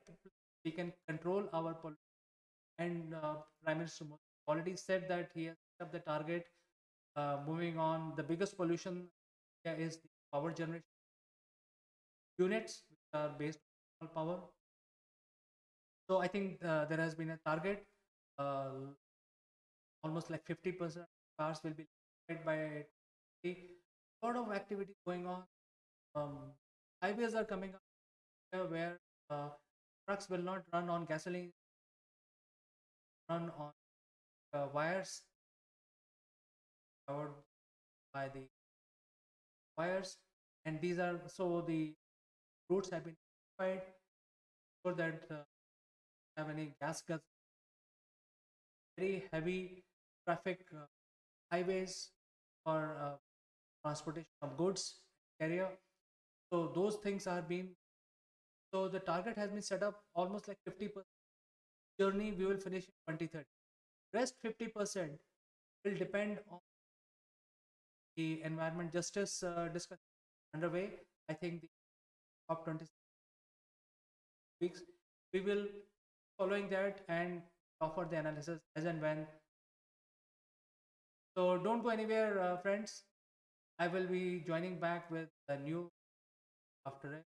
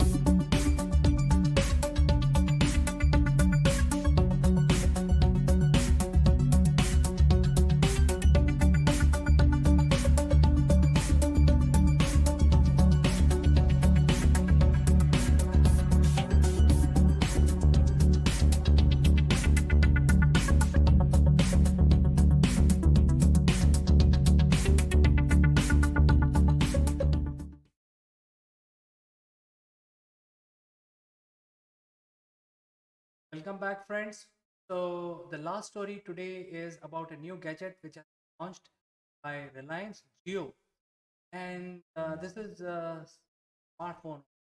I think aware of this, but I think the new smartphone is Horizon, while the first phone was the cheapest smartphone uh, being developed by Reliance and Google, tech giant from United States, and this current smartphone is available for just 3,000 rupees.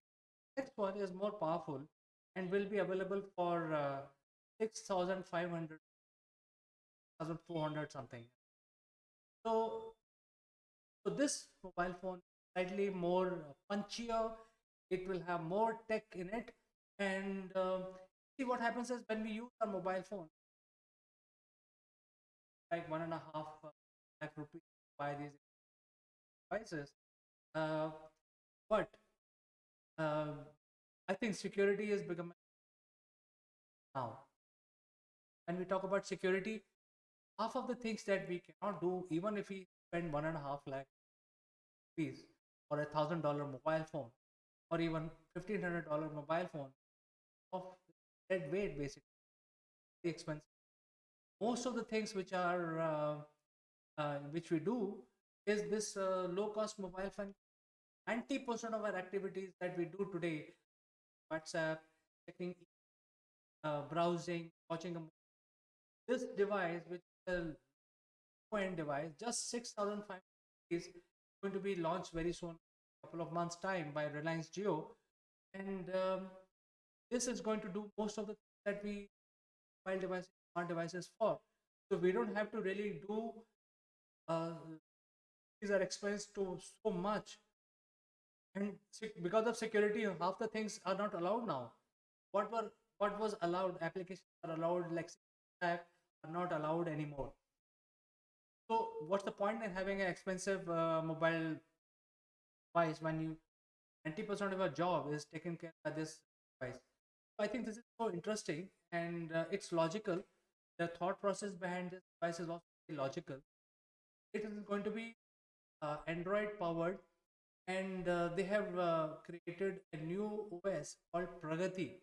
There's an Android OS. It's done in partnership with Science and Google.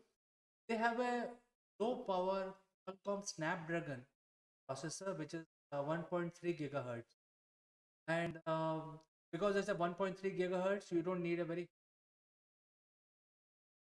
battery. I mean, if you have a very heavy, high powered CPU, then you need a good battery. 1.6.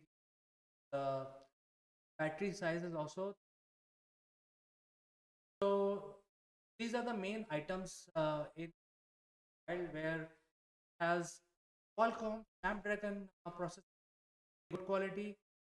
OS is Android, which is designed especially for this mobile for Geo. Google has Bluetooth of 4.2, Wi-Fi 0.11, like Wi-Fi 5, but and it has a graphic card and also has a wireless. So the size of this is 4.45, quite watch. The decent size watch your comes with 32 GB internal, also RAM. So I think you can then enhance this to higher storage, external cards. I think this is something which is good and quite reasonable because most of the things that we need our devices to do can do it at just 6,500 rupees and get this device as a launch. I mean, the device is already available. This is slightly more powerful. It's a device which is now available smart smart device with so just 3,000. This is going to be launched very soon, and as it when come out with a new device, I will my analysis. But today I like to just say that as the technology is improving, security concern is making sure that we don't actually get to do anything and everything on a mobile. So there is no buying a mobile, especially when you want to just do chatting, calling, media viewing, emails, etc. So go for a low-end mobile device, this one, and save the money for the rainy day. Use it more intelligently. So, friends, I will be back tomorrow at 2:30 again, and I look forward to your participation either via video or via your chat messages. And as you know, friends, we are live on all social reach us any of the social platform. You can actually become part of our program live. These are the links. Uh, these links are also available in the you can save them as a bookmark browser and so that you know exactly you can get on live with us. So friends, I will say goodbye for today.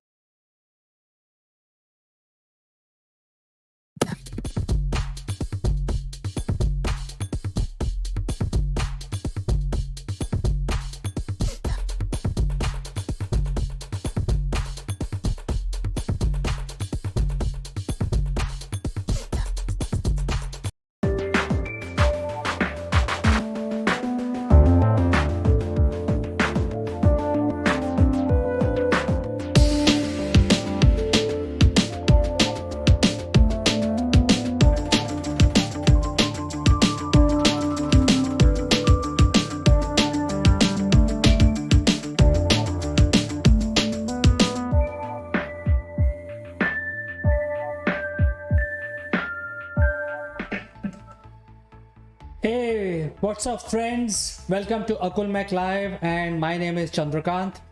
And today I would like to talk about the new scrappage policy, vehicle policy, which Government of India has announced recently. And I've gone through the entire policy. I waited. Actually, I tried to understand the whole thing first before I actually start bringing the hidden secrets about this policy. And this show will be very interesting because people who love cars are largely affected by this policy, and I'll tell you exactly why. Before we start discussing more about this, there is a word from our sponsors.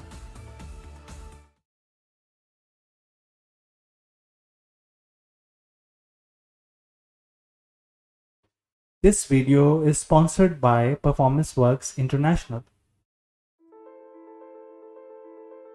Are you ready for the challenges facing the modern workplace? Recent events have taught us the importance of transformation. Businesses now face a perfect storm of challenges.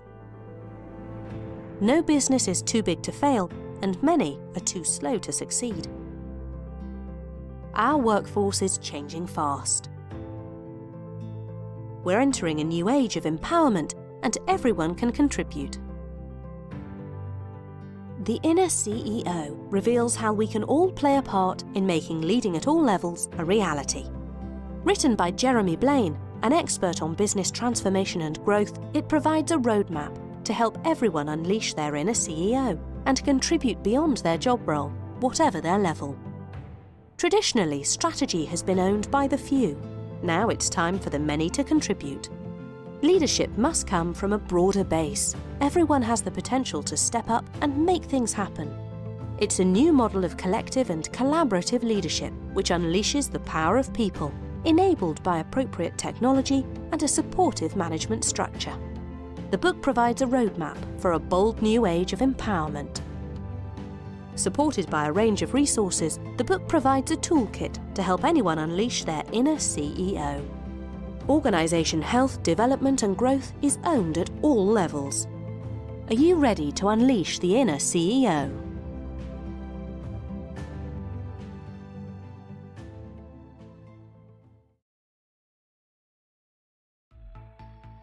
Hey, welcome back, friends. So Inner CEO is a book that you must read, and if you are actually in a profession or any business or solopreneur, I think this book is going to give you a lot of ideas. The description to book your copy today is in the link is given in the description, and we will start our topic. Before we start, I must tell you that we are live right now on 5 social media platforms, and you can engage with us. Any questions you might have, you can just use the chat function, and it will reach to us directly, and I will respond by taking your name. So it's a pity, India never had a scrappage policy, and if you remember those days where, including myself, you get up in the morning and start cleaning your car. Even if there is a smallest dirt on the mirror of your car, you just want to get rid of that grease and get rid of that. And if there is a small dent on the car, or some sort of a dent on the car, then you don't want to sleep. You have a sleepless night. So I think that is where the lot of people who love cars will get affected with this scrappage policy. And what is the scrappage policy and why it is so important for us? Number one is that the scrappage policy will allow you to take the next leap. And when we say that it's a next leap, it's basically you use your vehicle on the road as a mode of transport rather than a mode of pride. Like all of us used to feel, my car is like 20 years old, my car is 30 years old, and so on, and still it is running and it is shining and all that. So all those things we want to move on from and adapt new technologies, adapt new ways of transportation, and that is why this scrap policy has been brought in. And it is going to be helping a lot of Indians. It is going to start a circular economy. I will explain one by one all of these items. First of all, as part of the scrappage policy, there are 2 distinctions. One is commercial and government vehicles, and the second distinction is the private vehicles. So if you're running a commercial transport business, heavy vehicles, or you are working with the government and the government department is running those vehicles, so those are 2 broader classification. And since it is estimated that the government and commercial vehicles are used more than the private vehicles, because private vehicles are used only when a family wants to get out or you personally want to get out of your home or office, then it is used only for you. Whereas commercial and government vehicles are used for variety of purposes. So the scrappage policy defines that now you will be able to run government and commercial vehicle only for 15 years. And after 15 years, you need to re-register your vehicle. And when you go for re-registration of your vehicle, you have to go and get the inspection done about the fitness. So if your vehicle is fit, you can still continue re-register your vehicle with the authorities and continue to use it.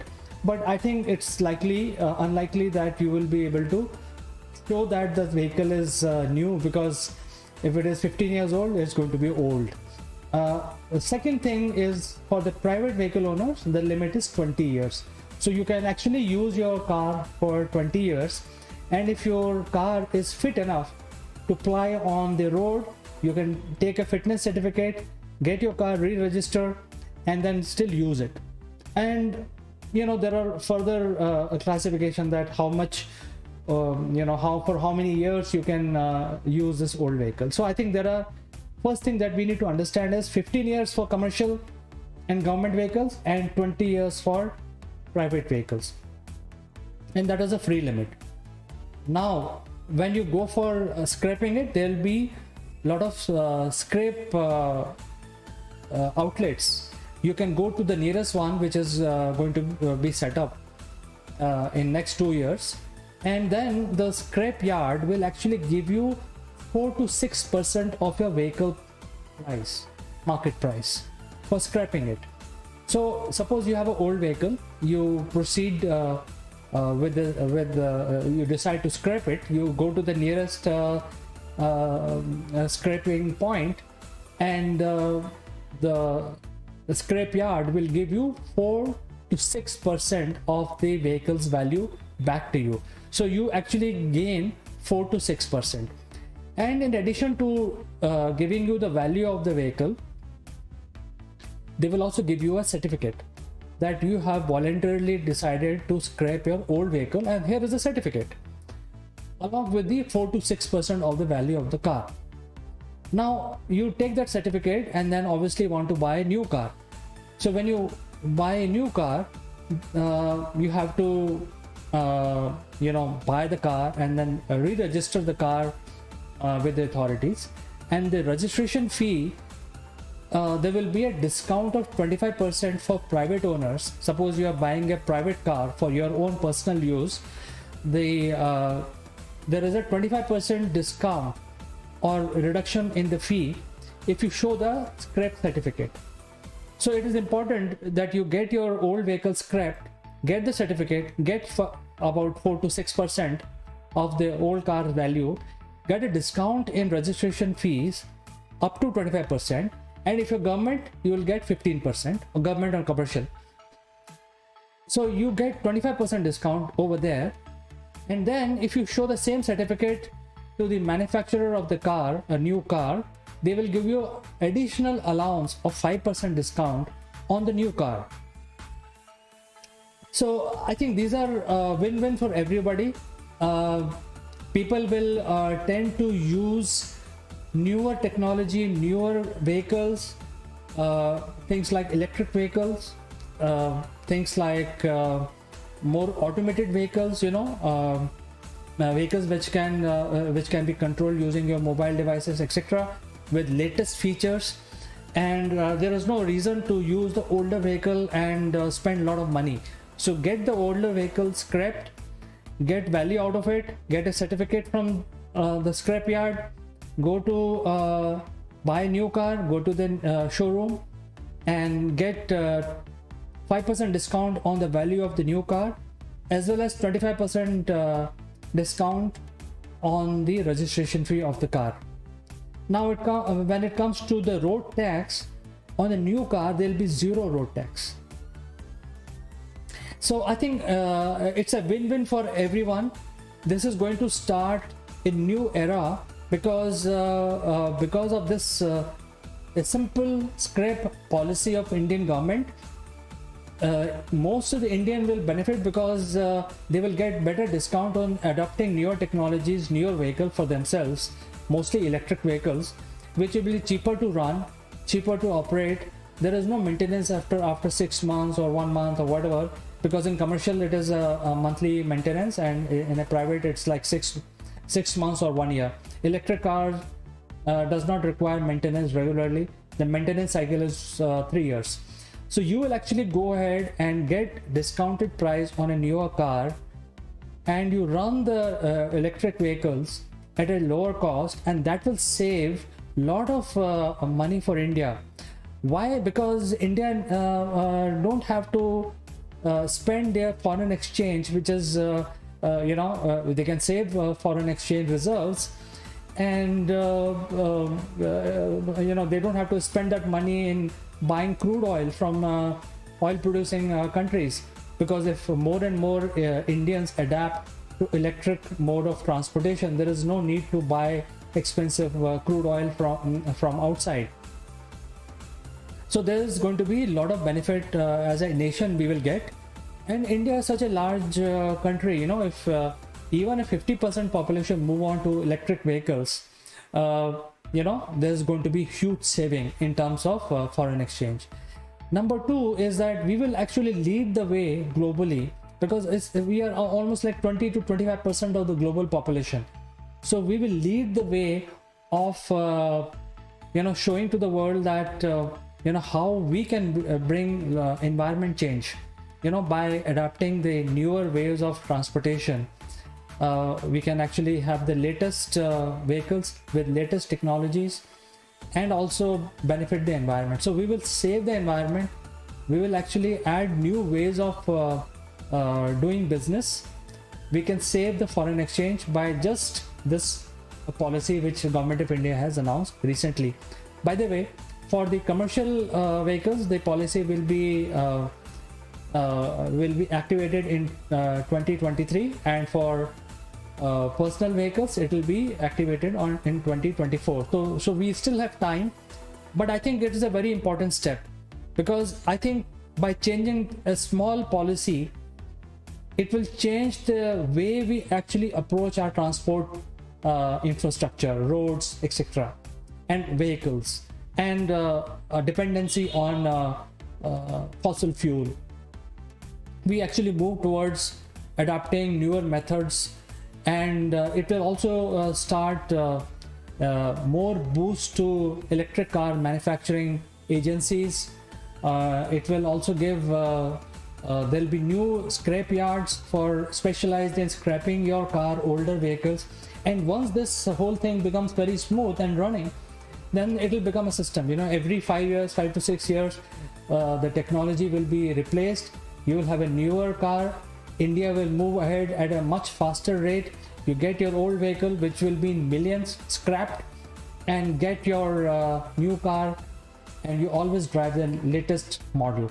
So friends, this is something which is quite important, and it's a groundbreaking change for Indian population, and it is happening after 75 years of independence. So now we can start changing the environment that we are in.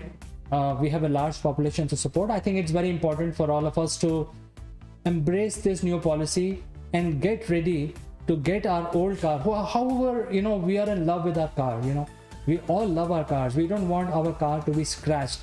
But I think intelligence is to get our old car scrapped, get all the benefits that the government is giving you, get the extra allowances, get the extra discounts, get the extra subsidy which is available on electric vehicles, and at a cheaper cost run your vehicle, which will be good for environment. So friends, with this I will end my video. Before I go, I have to talk about the sponsor of this video, which is Performance Works International.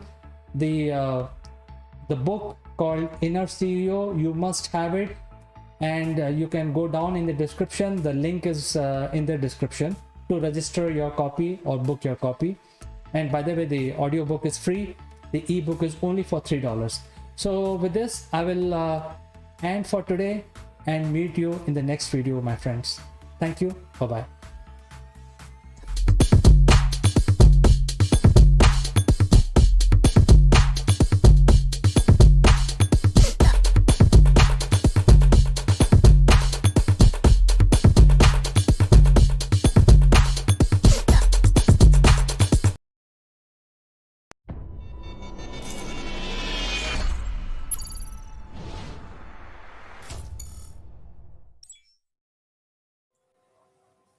Hello friends, I'm Kanchan from Akulmek Technologies and you are welcome to our weekly show Roundtable. And today we have interesting panel and also an interesting subject to discuss. So before I start this discussion, I would like to welcome our panelist. We have Sitesh Srivastav, who is an IT professional. He has a deep interest in corporate training. He's closely associated with radio broadcasting. So welcome to the show, Sitesh. How are you today? Thank you, Kanchan. It's wonderful to talk to you always and to the interesting and very, very critical subjects at the same time. And I'm well and I'm looking forward. How are you? Yes, I'm fine, Sitesh. And we have another panelist, Indra Sharma, who is the head of a department of one of the prestigious school in Delhi. And she's also been awarded for the contribution of education by the government. So welcome to the show, Indraji. How are you today? Thank you. Glad to be Okay. with you. Okay, so we have an interesting topic that now the rise of coup, the Atmanirbhar Bharat initiative. Now, I think that coup has a similarity with the tutor. Now has around 3 million users and it is surging tenfolds. So now I think the war is between yellow bird and the blue tutor. So what are your ideas on this, Sitesh? Well, the moment I heard about coup, I thought my background should resemble a place where there can be a humming of the coup can be heard. And that's the reason you see my background. So, Kanchan, I'm very happy and very interested to know that finally we are getting up with in the world of apps on a national level where we are able to talk in terms of the same language that the international apps have been talking about. And I think this is just the first step. We have a long way to go, and we should be creating a lot of such apps and reduce the dependence, especially on the security concern from the international apps. And there are nothing and this is something that many countries have done it. And one of our neighbor has done it. So why not us? And this is a great time to have this kind of an app. And I'm very, very happy. Just wanted to listen what you and Indiraji have to say. So, Indraji, how you feel about switching from?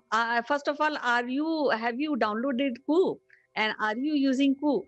And if yes, then Very soon I am planning to, I'm very much in favor of the Coup app, and I'm very glad that we have come up with something which is similar to Twitter. On Twitter, we are on the Twitter, and but we were able to talk at the like all international level people. But now it will be very nice. We'll be able to talk with the Indians, and all Indians from various society speaking different languages, and more Indians will be able to join on this. And it will be very good when they will get the ideas and their views, and they'll also have a platform. Many were not on Twitter, but now I think more and more Indians will join on Coup. They'll be more comfortable. They'll be able to convey their messages on this thing. And I'm very happy that this has come up. We should always encourage such new things which are coming up in India. And we are very thankful that Aprameya Radhakrishnan, he is from IIM Ahmedabad. He has taken the initiative. He has started this, and it's worth appreciating. And we should make all the efforts. All Indians, we all should make the effort to make it successful. We are not in a competition with Twitter, but at least I feel this is something which is made in India. We are closely connected. Feel close that it's good. We are feeling good that something has come up from Indian thing, So, and many Indians, they go out, they are out, then they prove themselves, they do something. But here, one Indian has made the app, so it is really we are very happy to. We welcome this, and already so many have already joined. Schools, all ministers, and so many. People are flooding like very fast. People, and it will It's really good. Yeah, it's good. there I may think. be some teething problems, but Right. gradually I think Right. things should settle down. We should support. We should very much support. Or as a true Indian, we should support this. Okay. So now, this week, who has crossed 3 million mark, as co-founder Mayank said, the company is strongly positioning application as a part of self-reliant journey and rides on the growing sentiments and indigenous product and services. Now, Sitish, I would like to ask you, what is the impact of this initiative which is also backed by Indian government? So this initiative, what will be the far-reaching effect? As Indra said, that we are not in a competition with Twitter, but somehow the rise of coup, which I see, is when the Twitter crossed the line of not obeying Indian laws.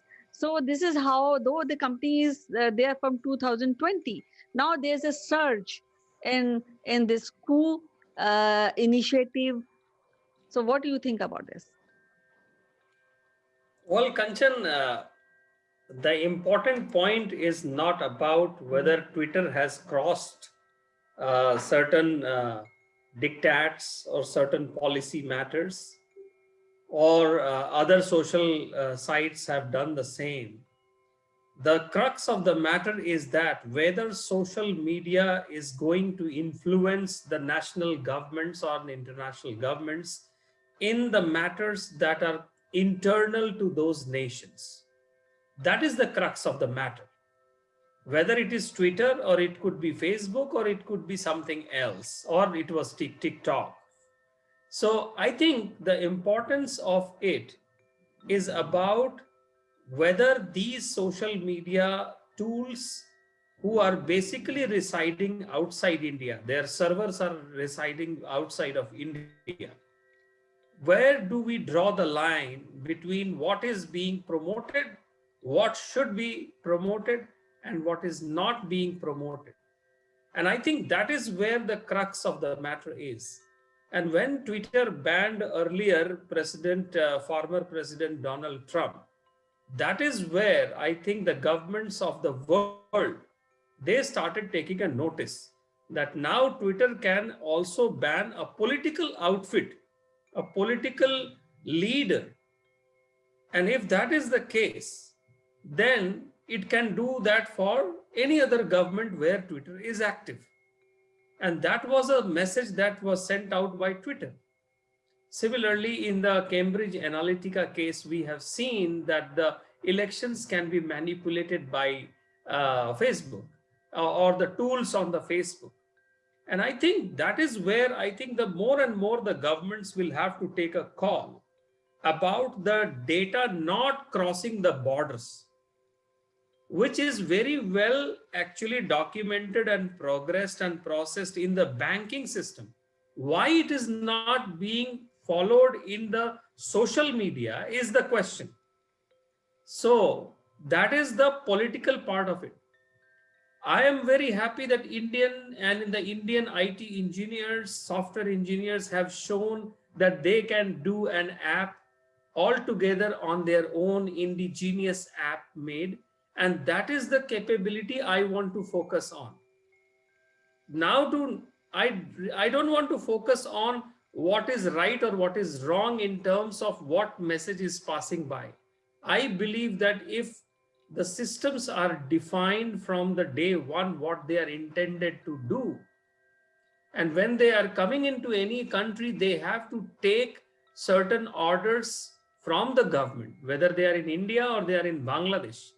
They have to follow it line by line, and therefore they have to justify or they have to go and contest it. So that is something that is a political debate or an ethical debate or a policy debate. As Indraji says, I am very happy that our engineers are doing such things, and there are other systems as well, and that is something we need to promote it more and more. The other interesting point is that apart from coup, there is another some other systems as well, which are there. But yeah, I think the coup has gained very, very good fan following, and it should grow, and we all as Indians, we must support. Siddesh, the starting of coup is something which I feel is long awaited. So when Radhakrishnan has started, or maybe had the idea of launching this social platform, but I think he had a vast experience because if you know, he has also founded an online cab booking service, Taxi for Show, and which was subsequently sold to Ola Cab. And I think uh, all the professionals or IT professional have lot of potential to do wonders. Now we are talking about TikTok, which was banned due to obvious reasons. Then we have again our own social platform Zoho and Chingari. So I think this is something we are going maybe towards Atmanirbhar application innovation challenge. We should pass through that. And what I feel that that everybody is looking towards India for new things. So now India is all set to provide world maybe more innovative ideas and services to the world. So what do you say, Sitesh, on this? Well, I think it is, as I said, I am more interested in the innovation part of it. I am more interested in the technology excellence part of it. And I'm more interested in our software engineers doing great things for their India first, and then polish the other systems of the world. I have heard this question many, many times outside India, that your Indian software engineers, software people are great. They do wonders to our system. But what about your own systems? And that's where I am focused on, and that's where I want to be focused on. When it comes to the policy matters, political issues, these are really complicated matters. And we really don't know in this social media times, Kanchan and Indiraji, where are the borders? In the social media platform, we really don't know where is the border. Whether it is in our expression, whether the data resides in India or it is residing in America, we really don't know. And how the mechanism of routing the data is happening, that is also not known. So I am saying that that is up to the policy makers to define it at the beginning, and as they go having more and more popular apps, they should keep defining it. At the same time, social media is all about expression. But how do you express? How far can you express? With all of this, we have to take a very, very balanced view. We cannot take one view because we are not living in 90s. We are living in 2021. Okay, so Indiraji, your experience, please. yes, Indraji. This is actually what happened on Twitter when all that farmer agitation was going on, and so much other people, so much was said against India, and so much was they were trying to disturb the peace of India. So many views were coming, and when we told them that our country government, they gave 250 names to them to block there. They blocked it for a few hours, then they again started it. We didn't feel good. So now at least we feel that we have a freedom of expression. We have an alternative. We have another place to coup now, if not unreturned. So, but our Indian audience will be on Twitter also for international this thing. It's not that we should ban Twitter. We will be there on the Twitter also. But who is who is our own Indian?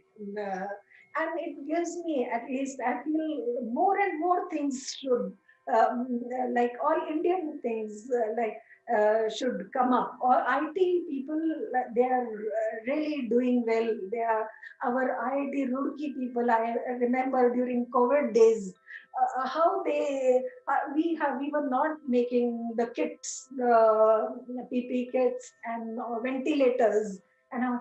And IIT Roorkee people, professors, they came up with a very nice version of ventilators, PP kits and masks. So within few days they made it. So we have tremendous amount of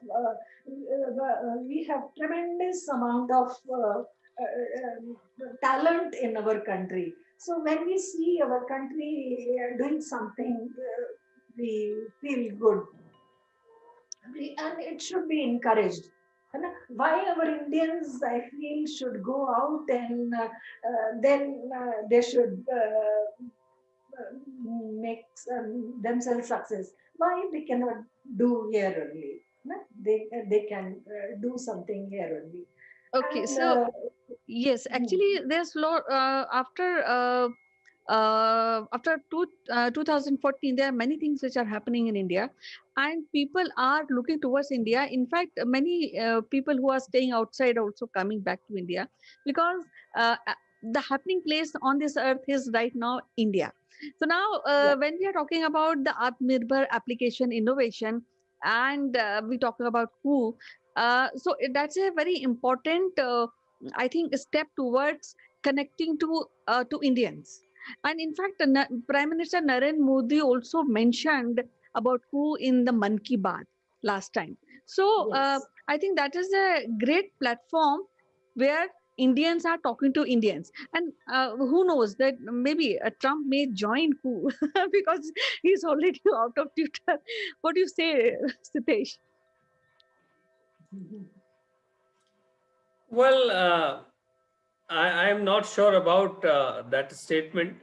Yeah, and seeing what had happened by 20th of January 2021, I don't want to comment on that part of it. Yeah, and again, if I comment on that, probably somebody would say I am trying to speak into America's internal matters. So more or less, so No, it yes, is not this only is the about. whole question. No. The one point is, it's not only about Trump. But many leaders of the world may join coup, because Yeah. if coup became popular, and I am very sure that it will become more popular, the surge will be higher than Twitter. Well, I wish that. I wish that, and I think the time is best at this point. And why only coup? There are other applications also in waiting, and a lot of startup ecosystem is happening in the country. A lot of great applications are being made. Yes, who is taking the limelight all of at this point in time, which is very, very good. And I think since who is defined around those micro blogging website, I think let's see how this is used. We should promote it in our circles. We should promote it in our offices, our institutions, and let's start using it.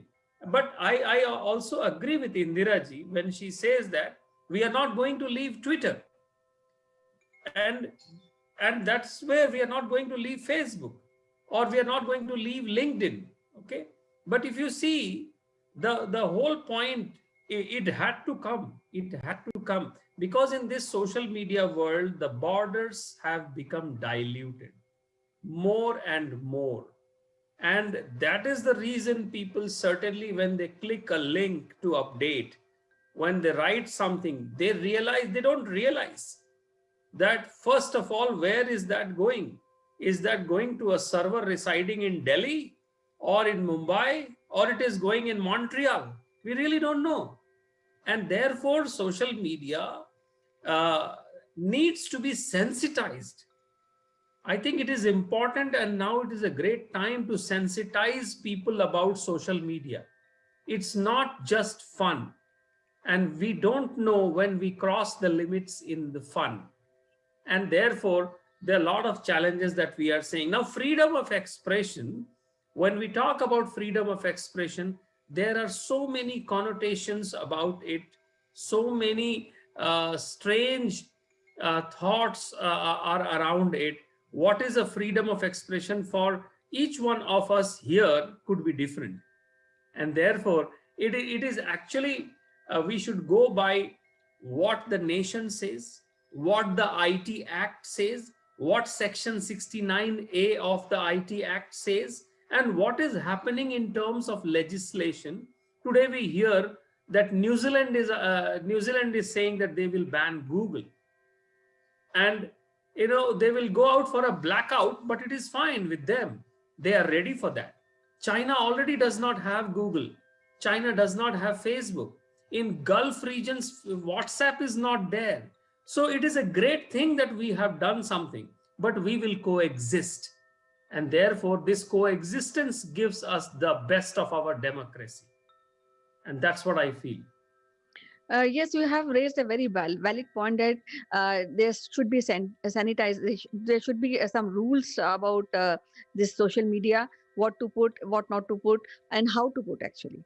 So, though we have our own Coup social media network, and we also have other social media network which you mentioned, and I think this is a wonderful step forward for especially for India and Indians, that we have our own indigenous developed a social application, and I am proud of it. And with that, I'll just put end to our discussion. And what I summarize um, in this discussion is few valid points, that we have to coexist. There should be rules and regulation for this social media platform. And yes, we are very profoundly happy about our coup. So next time, I think we'll be cooing more than doing Twitter. Bye bye. Thanks for participating. Thank you, Kanchan, and thank you, Indiraji. Have a great day ahead. Bye bye.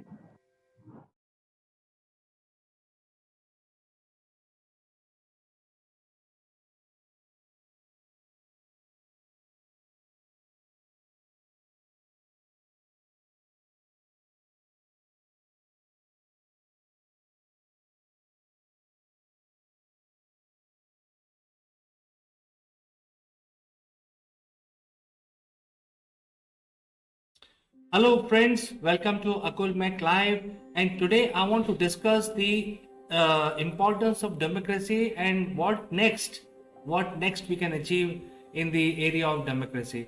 As you know friends, democracy is a very successful political system. It's age old, tested, tried, and most of the countries are following democracy today. And most of the countries who have signed the UN Charter are following the system. In this democratic political system, people actually cast vote and select their candidate, and hence people's wish is directly translated into political power. The politics of the day then govern the government for a period of 4 or 5 days. However, there are intrinsic problems, and because of that, there is a voice which is asking for, I mean, when I say voice, it's the people's voice, which is asking for automation and also casting vote using online mechanism. Why they are asking this? And one of the biggest reason is, let me give you an example. If there are 100 people living in a community and only 70 cast their vote to choose a governor for that community, and out of the 70, say for example, one candidate gets 50% vote, which is lower than the 50% of the total population. So without 100% people casting vote, a minority candidate becomes a majority winner of a political election. And this is why most people want that there has to be mechanism where latest technology can be deployed and latest so that people can actually cast their vote sitting from at home using their mobile devices, so that the number of people who are casting vote can be increased, so more people participation in electoral process. However, even the advanced countries like US and India have not been able to implement the online voting mechanism. Only a small country called Latvia has implemented the system, and there are a lot of question marks. And we will discuss what are these things which is preventing election systems to move online. I think there are two reasons. One is the secrecy about the voter, which is the most paramount, because any vote has to be kept secret. People should not know who has voted for me and who is not. And second thing is security, that means identity of the voter. So because of these two reasons, none of the technology which is available until now ensured that these things are fulfilled, so that the election can be transmitted completely from a manual system to a completely online system. However, this is going to change. The technology which was needed is around the corner, and that is called blockchain.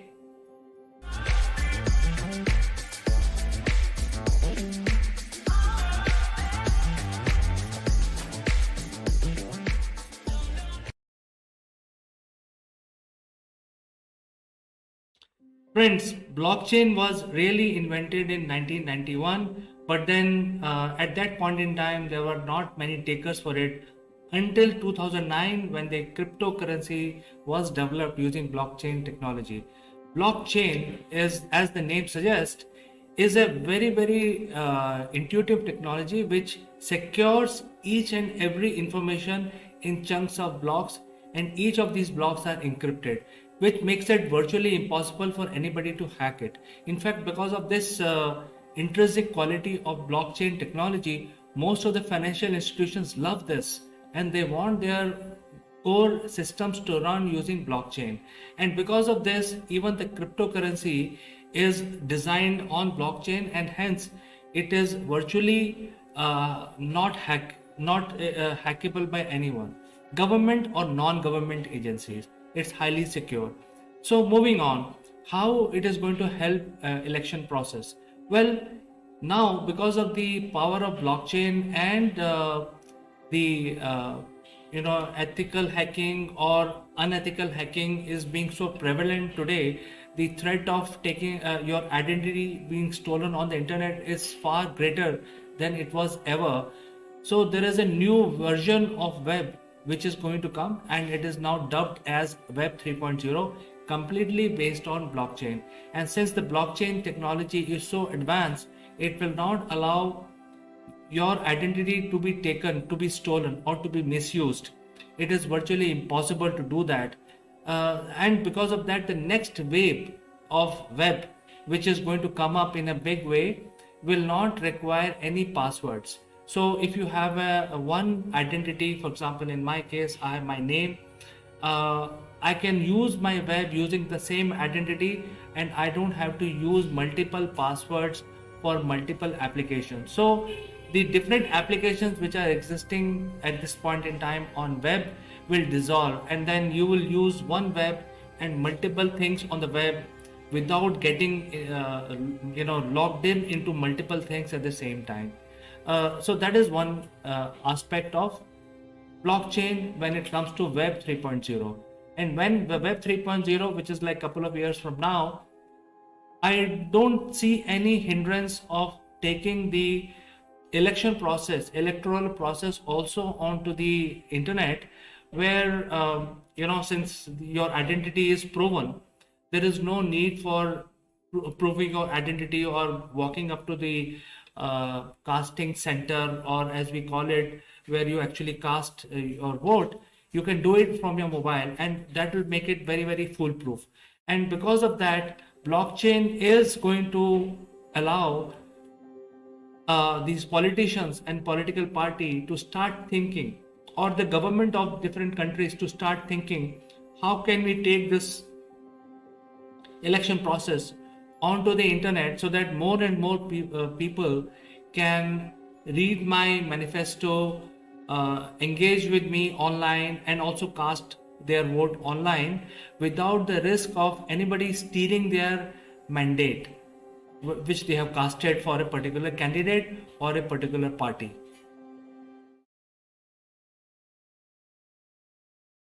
One of the key requirements of voting is the voter identification, and that has been a big challenge, because you as a voter can actually vote twice, and sometimes if suppose you have not voted, somebody else will vote on your behalf. So these are the things which needs to be avoided. There are lots of checks and balances have been built by various election commissions across in various countries. Therefore, for example, in some countries, the voter IDs are issued, which are different from national IDs. And before every election, you need to get to the election commissioner's office and declare that you are the voter ID and this is your voter ID.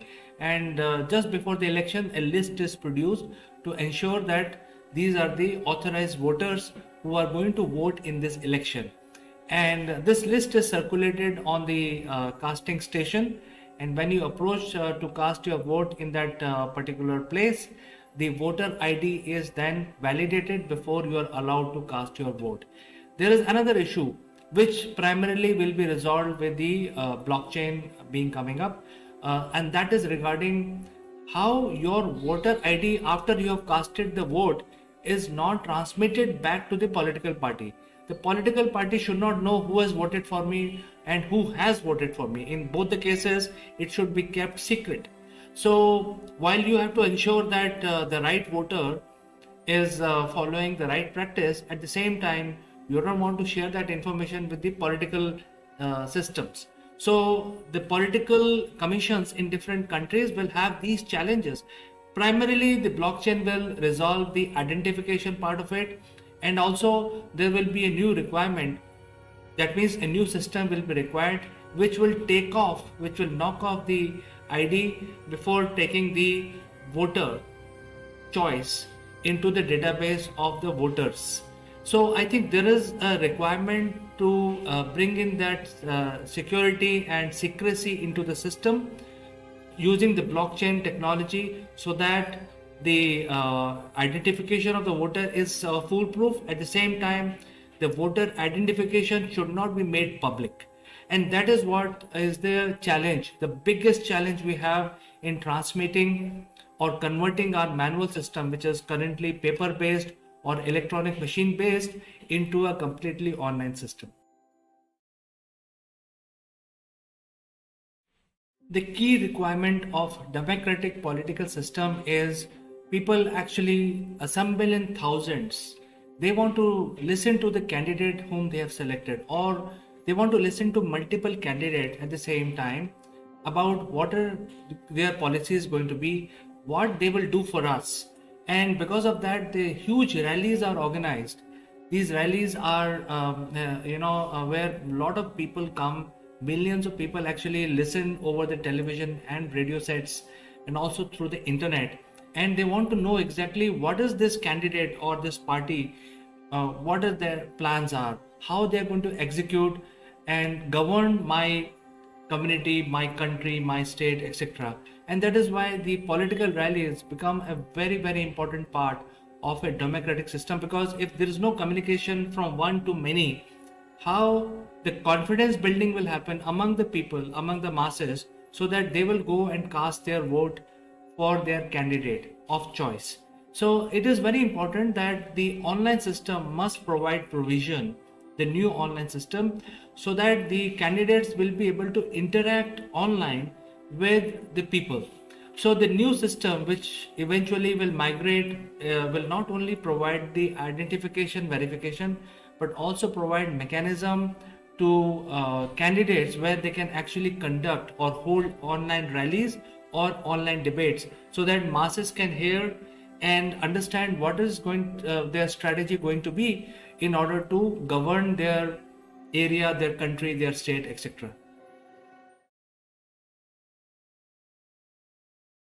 Just before the election or the commencement of the election process, different candidates and different parties comes out with their manifesto. What is a manifesto? Manifesto is the list of things that they have understood, and they have promised that these are the list of things or activities or provisions or new laws, new changes, regulation, etc. This party is going to bring in next couple of years, during which during which they will actually hold the power of governing the countries and state. And this manifesto is published in a big pump and show. Many parties actually spend a lot of money in making very attractive manifestos with their photograph of the candidates on the cover, and also they actually talk about their strategies, how they are going to do these things. I mean, you can promise that, hey, I will reduce your taxes, I will provide free education, I will give you free transportation, but how you are going to do it? So the entire strategy is also mentioned in the manifesto document. And when the process moves online, I don't think people are going to read the manifesto, which is like a book. It has to be available online, and people may have a different requirement also. What physical requirements people have, but in the online world, people will have a totally different requirements. They will have a new way of actually comparing manifestos. Also, manifestos should be available at the time of voting being casted, so that they can refresh their memory, etc. So all of this needs to be moved in. The process of creation of manifesto also be completely online, where people actually then choose to read what manifesto they want to read. And that is why bringing the manifesto creation and publishing of manifesto must also be considered as part of a new system which will emerge in future.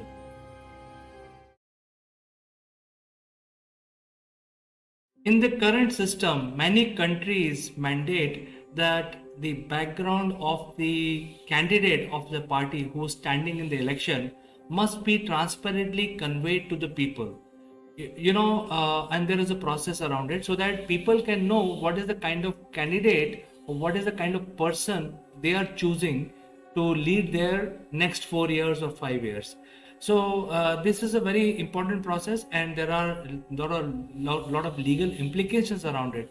So when the system moves online using future technology, the choice of candidate must also be given to the people right there. So whenever they choose a candidate, they can actually not only go to his background, they should be able to know more about the candidate. Who is the person? What he has done in his life? What are his achievements? Does he have an education qualification? Is he experienced enough to take that portfolio?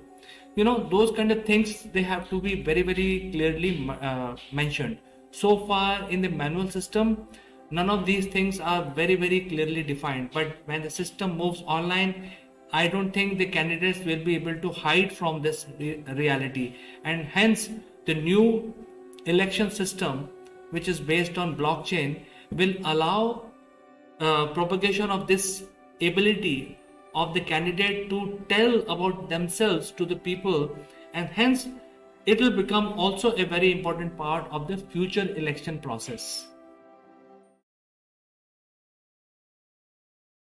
Creating this system of online manifesto, online ID, voter ID verification, online verification of candidates, and also casting votes is all fine. But then all this process has to follow certain, objective, and the objectives are basically based on what people want. And the politicians actually promote this kind of dialogue with the voters. They usually conduct open forums where people can engage with the politician openly and voice what they need, voice what their concerns are, and so on. And thus the politician form sort of a data center within his party office where they actually collect the feedback from the people, and then based on that they actually form their strategy, and then they talk about the manifesto. They will say that since people 80% of the people want this, for instance education, then we will actually provide this, we will provide relief on tax, we will provide more jobs. All this is based on certain feedback which they get directly from people. Now when we move online, physical meetings will also have to move online, and therefore the new system must provide a dialogue, a direct interaction between voters or the people or the citizens, and also between the candidates. So there has to be a mechanism where there will be a data-based collection process where, without revealing identity of the voters, they can actually tell the politicians in the form of surveys or in the form of direct interaction with the candidates about their wishes, about their requirements, about the gaps in the systems that they have, etc. Whatever that people needs. So the needs then becomes translated into the actions for the politicians.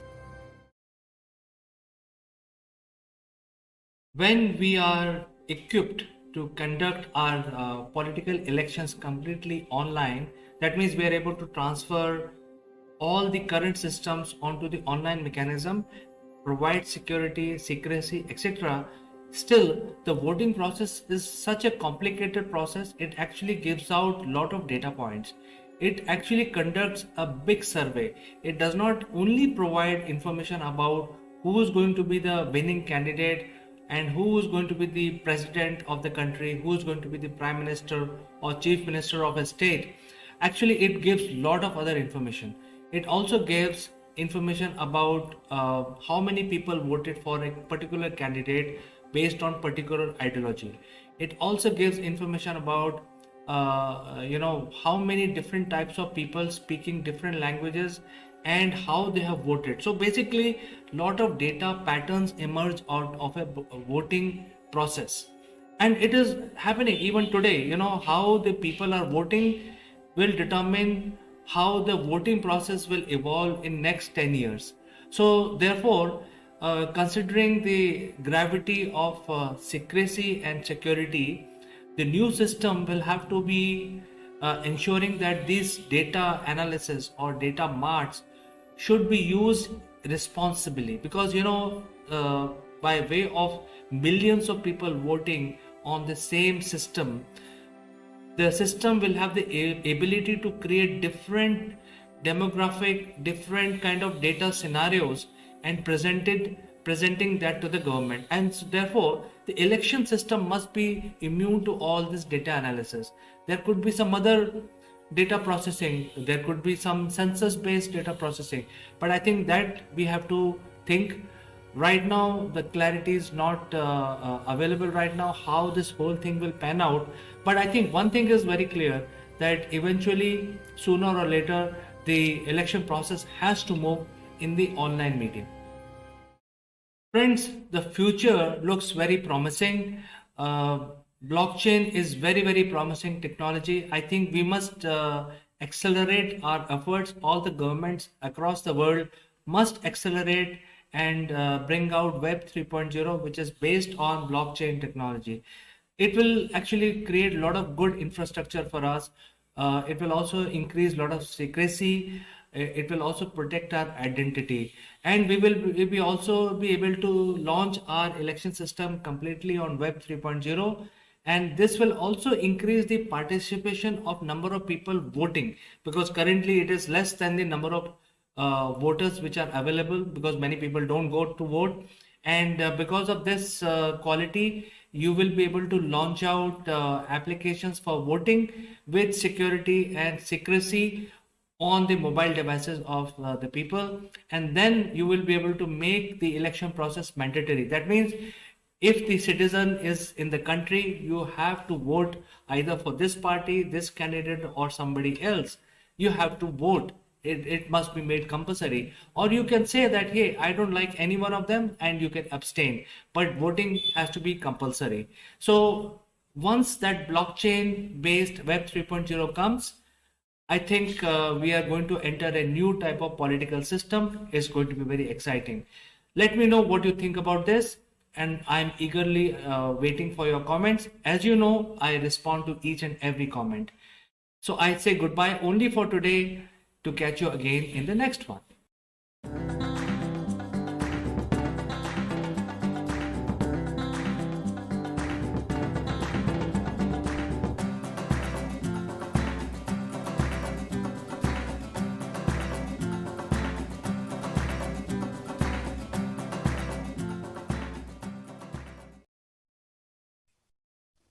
Good afternoon, everybody.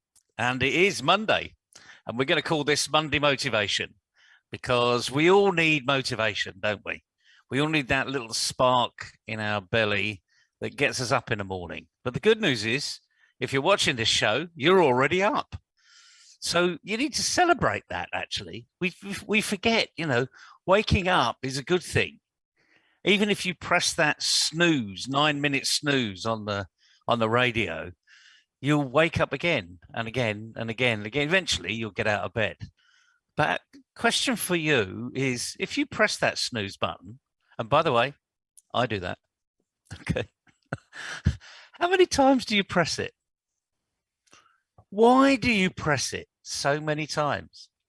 What is it that you have to have a snooze button?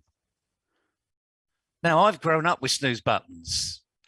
And I'm sure you have as well, CK. I mean, when I was at university, I had a radio that had a snooze button, and it's always 9 minutes.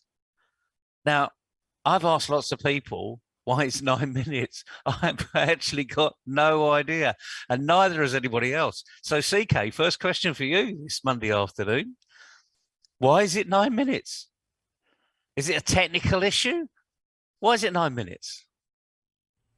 Well, Neville, first of all, I never understood why there is a snooze button in the first place. So, just like you, I always had a snooze button, but I think if you press snooze, and surprisingly, it's not always 9 minutes. It can be configured. You can snooze it for 1 minute, you can snooze it for 5 minutes. At least in the watches that I've seen, 5 minutes was the default setting, but you can set whichever time snooze button that you want to set up, and then after that it becomes default. So I have no answer to your question, Neville, but definitely there's a snooze button. I don't see any value in that. Well, the thing is, part of today, and where we're going to kick off here, is other people are controlling your life. That snooze button is being controlled. As you mentioned, that wonderful word that we all have that's called default. What's the default? What's your default? Well, on a snooze, I mean, I haven't heard of 1 minute and 5 minutes. The default for me has always been 9 minutes. And my radio's so old that, frankly, I'm not even too sure I can change it from anything but 9 minutes. But that's the default. Someone else is controlling your life. You're being manipulated by another being who's programmed a machine, and you literally have fallen into the trap. There is a phrase, and I'm sure you've heard this: you snooze, you lose. people come up with these wonderful phrases that, surprisingly enough, rhyme. You know, you snooze, you lose, because it's nice and easy to say. And it is. If you're not awake, you will lose. Someone else will get there first. So, I mean, around about this time of the year, there's all these announcements of bands going on tour. And all of my kids are mad about certain bands. And one of them just doesn't care what band's on tour. They always go and see it because they want to have that experience. So I will regularly get a WhatsApp message to say, Dad, can you make sure you're on this link at 9 o'clock and just get me 4 tickets? Now, these tickets are like £400 or £500, which is not an insignificant, like $600, not an insignificant amount of money. But they work on the basis, you snooze, you lose. The early bird catches the worm. These phrases that we hear about and actually talk about, and you'll see lots of gurus say, here's an early bird price. In other words, if you get in now, it's cheaper.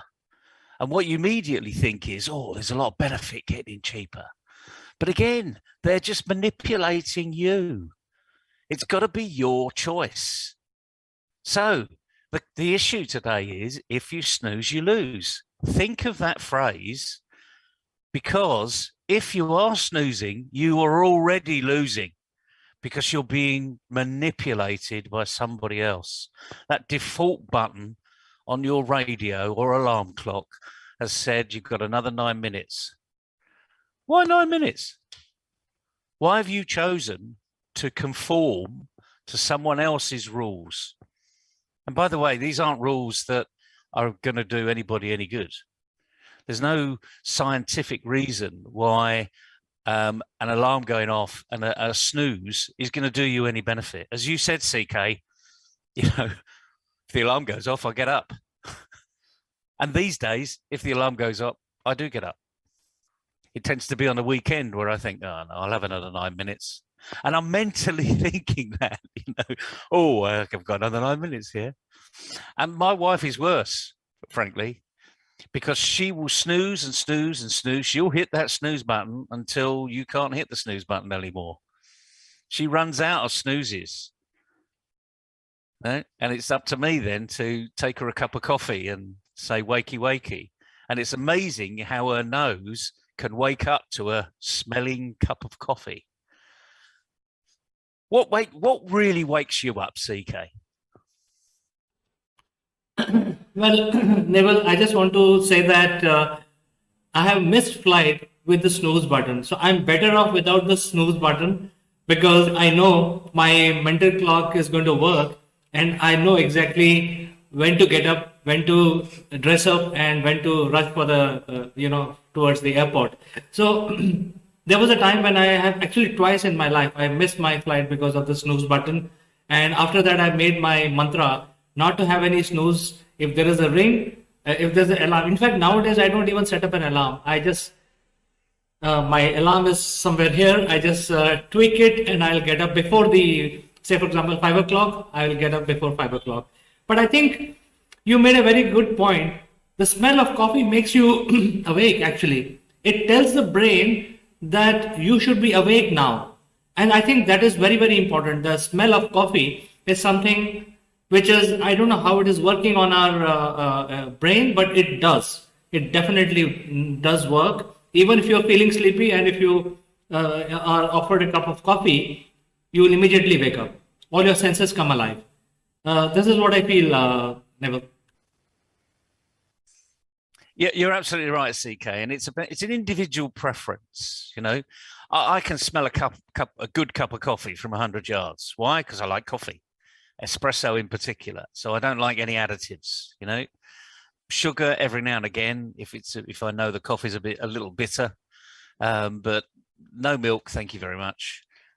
Just give me a double espresso and a little biscotti on the side. And by the way, that's if anyone meets me and you want to, buy me a coffee in a coffee shop, just put a double espresso in front of me and I'll be your friend for life. There you go. That's how easy I am. But no, you're right. It's our senses that pick it up. And the point about senses is that senses are on automatic pilot as well. It's your default arena. So even if there are lots of smells going on, and coffee is that smell of the morning smell that you have, you will be like a magnet going towards it. That magnet is drawing you in. And the closer you get, it's almost like an electromagnet. The power's turned up. And all of a sudden, all of your senses take over. And that's what we want you to do every morning. We don't want to be a snooze you lose type of individual. We want you to be an early bird. So when you wake up, feel alive, because it's the greatest way to start your day. And why is that? Because the rest of the day, you will be influenced by lots of other people. You can't avoid it, really. Even if you're a freelancer or you're a remote employee or an entrepreneur, you cannot avoid working with people during the day. And one thing about working with people, and I know CK will agree with me on this one, is that they've always got problems that they want to give you. A big nod of the head and a smile. Now, we're all in the business of solving other people's problems. I mean, it's very rare that you're running a business where there isn't a problem that you're solving, or you're not supplying something that's giving someone else value. Now, that value could be a problem, you know, it could be a material thing like a Mont Blanc pen, for instance. You know, you're giving value, but you're also solving their problem, because what's their problem? They want a Mont Blanc pen.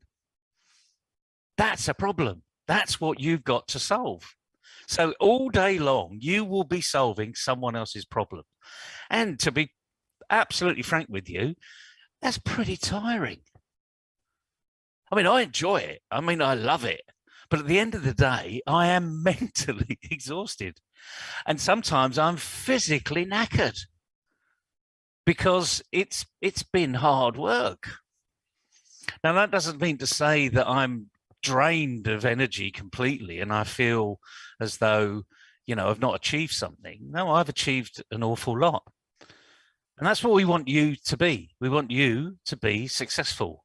And the way you start that is starting the day on a very positive note. And what goes on after that, it's entirely up to you. You can keep that positive note moving all the way through the day. And I can see CK's nodding again, because he knows how that feels. Not how it feels to me, but how it feels to him. So you should know how that feels too. But here's the question. Do you ever celebrate it? Do you actually think that that cup of coffee in the morning, or cup of tea, or as I follow it up with a glass of water with lime in, you know, is a reward?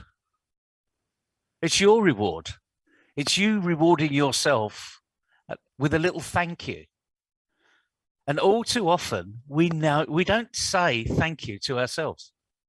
How often, CK, do you actually say thank you to yourself?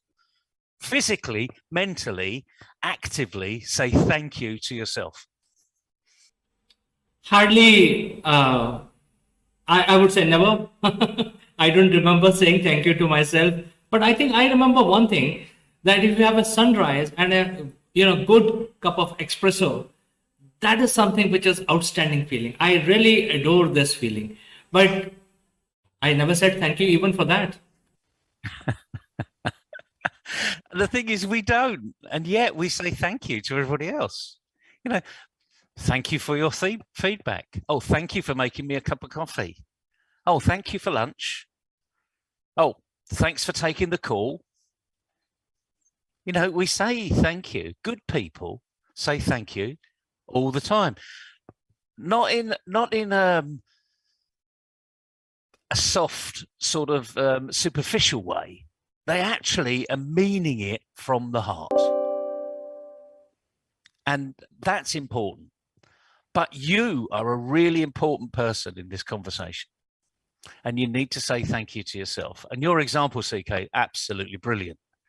You know, because you may not be saying thank you. And this is it. You don't have to say thank you, but you feel thank you. That sunrise, I can imagine it now. Sitting on the balcony on a terrace with a beautiful double espresso and the sunrise just coming up above the horizon. That's about 6 o'clock in the morning. Well, in the UK now, it's about 6:30 in the morning. And you can see it. And I sit down just like you, and every morning I will see that sunrise come up. And it will give me an inner glow. And that's a thank you. And we need to know what those triggers are. Because every now and again during the day, you need to go to a happy place because everyone's dragging you down. And if you go to that happy place, so I go, like you, CK, that sunrise is a really happy place for me. I don't even need to know where I am to find the sun, because all I need to do is imagine it and that sun comes up. And anyone listening to this, you can do that. You can think of a great happy place that you've been, and you can go back there as many times as you like. And the nice thing is, what we're being told by the likes of Facebook, which is now called Metaverse, that's exactly where they want us to go. Now, they're a little bit late to the game, actually, because human beings have been able to go into the Metaverse by sometimes not even closing your eyes, but close your eyes and think of the most fantastic holiday or discussion or meeting you ever had. And you can visualize everybody in the room, who you're with, what time of day it was, where the sun was, what you were drinking, what you were eating, what you were about to do. You can actually imagine exactly where you were. And the nice thing about a memory is, in some respects, it's not real, but it is real, because you can actually change what you saw. So all the bad stuff, it will fade out, just like they do in Metaverse land, augmented arena, where the gamers go when they play games online. They're in the game. Well, this is your game. This is your metaverse. This is your imagination. And the issue here is, it was your reality. You didn't have to dream about it. And you can go there anytime you like. And I can see CK smiling away here. And now I'm going to ask him, where was he going during that discussion? Where was his beautiful place? It probably wasn't one place. It may have been several. So, CK, where were you going when I was saying that? Where's your happy place or places? Well, Neville, it's very funny when I say that, but nevertheless, hear me out. You mentioned metaverse. The Americans had it only a few months before. They started that like last month, and they renamed it, new branding, metaverse, etc., etc. But the Indians are in metaverse for last 10,000 years. We had, I knew you were going to say that. we had the technology of traveling by thoughts. There were spaceships available in the ancient Indian text or mythology, whatever you want to call it, where people can travel by thought, by power of thought.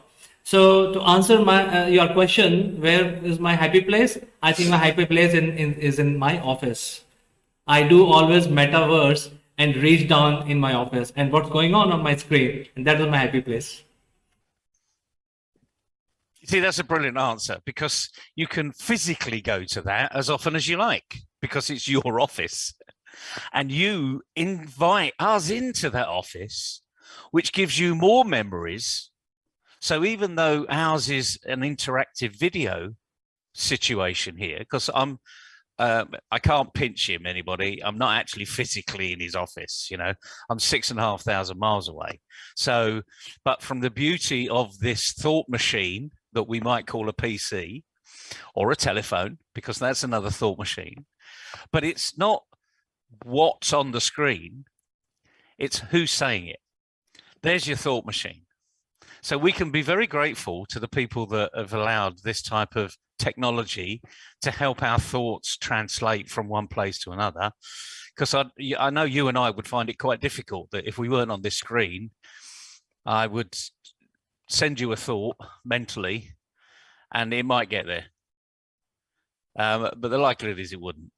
But you're absolutely right, CK. We've got all this capability. Our imagination is thousands of years old. And metaverse, I laugh when I heard metaverse, that Facebook were changing their commercial name. I did laugh because I thought, well, they're about 8 years too late, because the gamers have been around for years. And who's this going to benefit? Do I really want to sit next to you with your avatar and my avatar and almost shaking hands, but not shaking hands, because I can't feel you unless someone's going to come up with this sensory, mouse like we've got in gaming, where I fire a bullet and all of a sudden I get recoil, who knows what's going to happen there.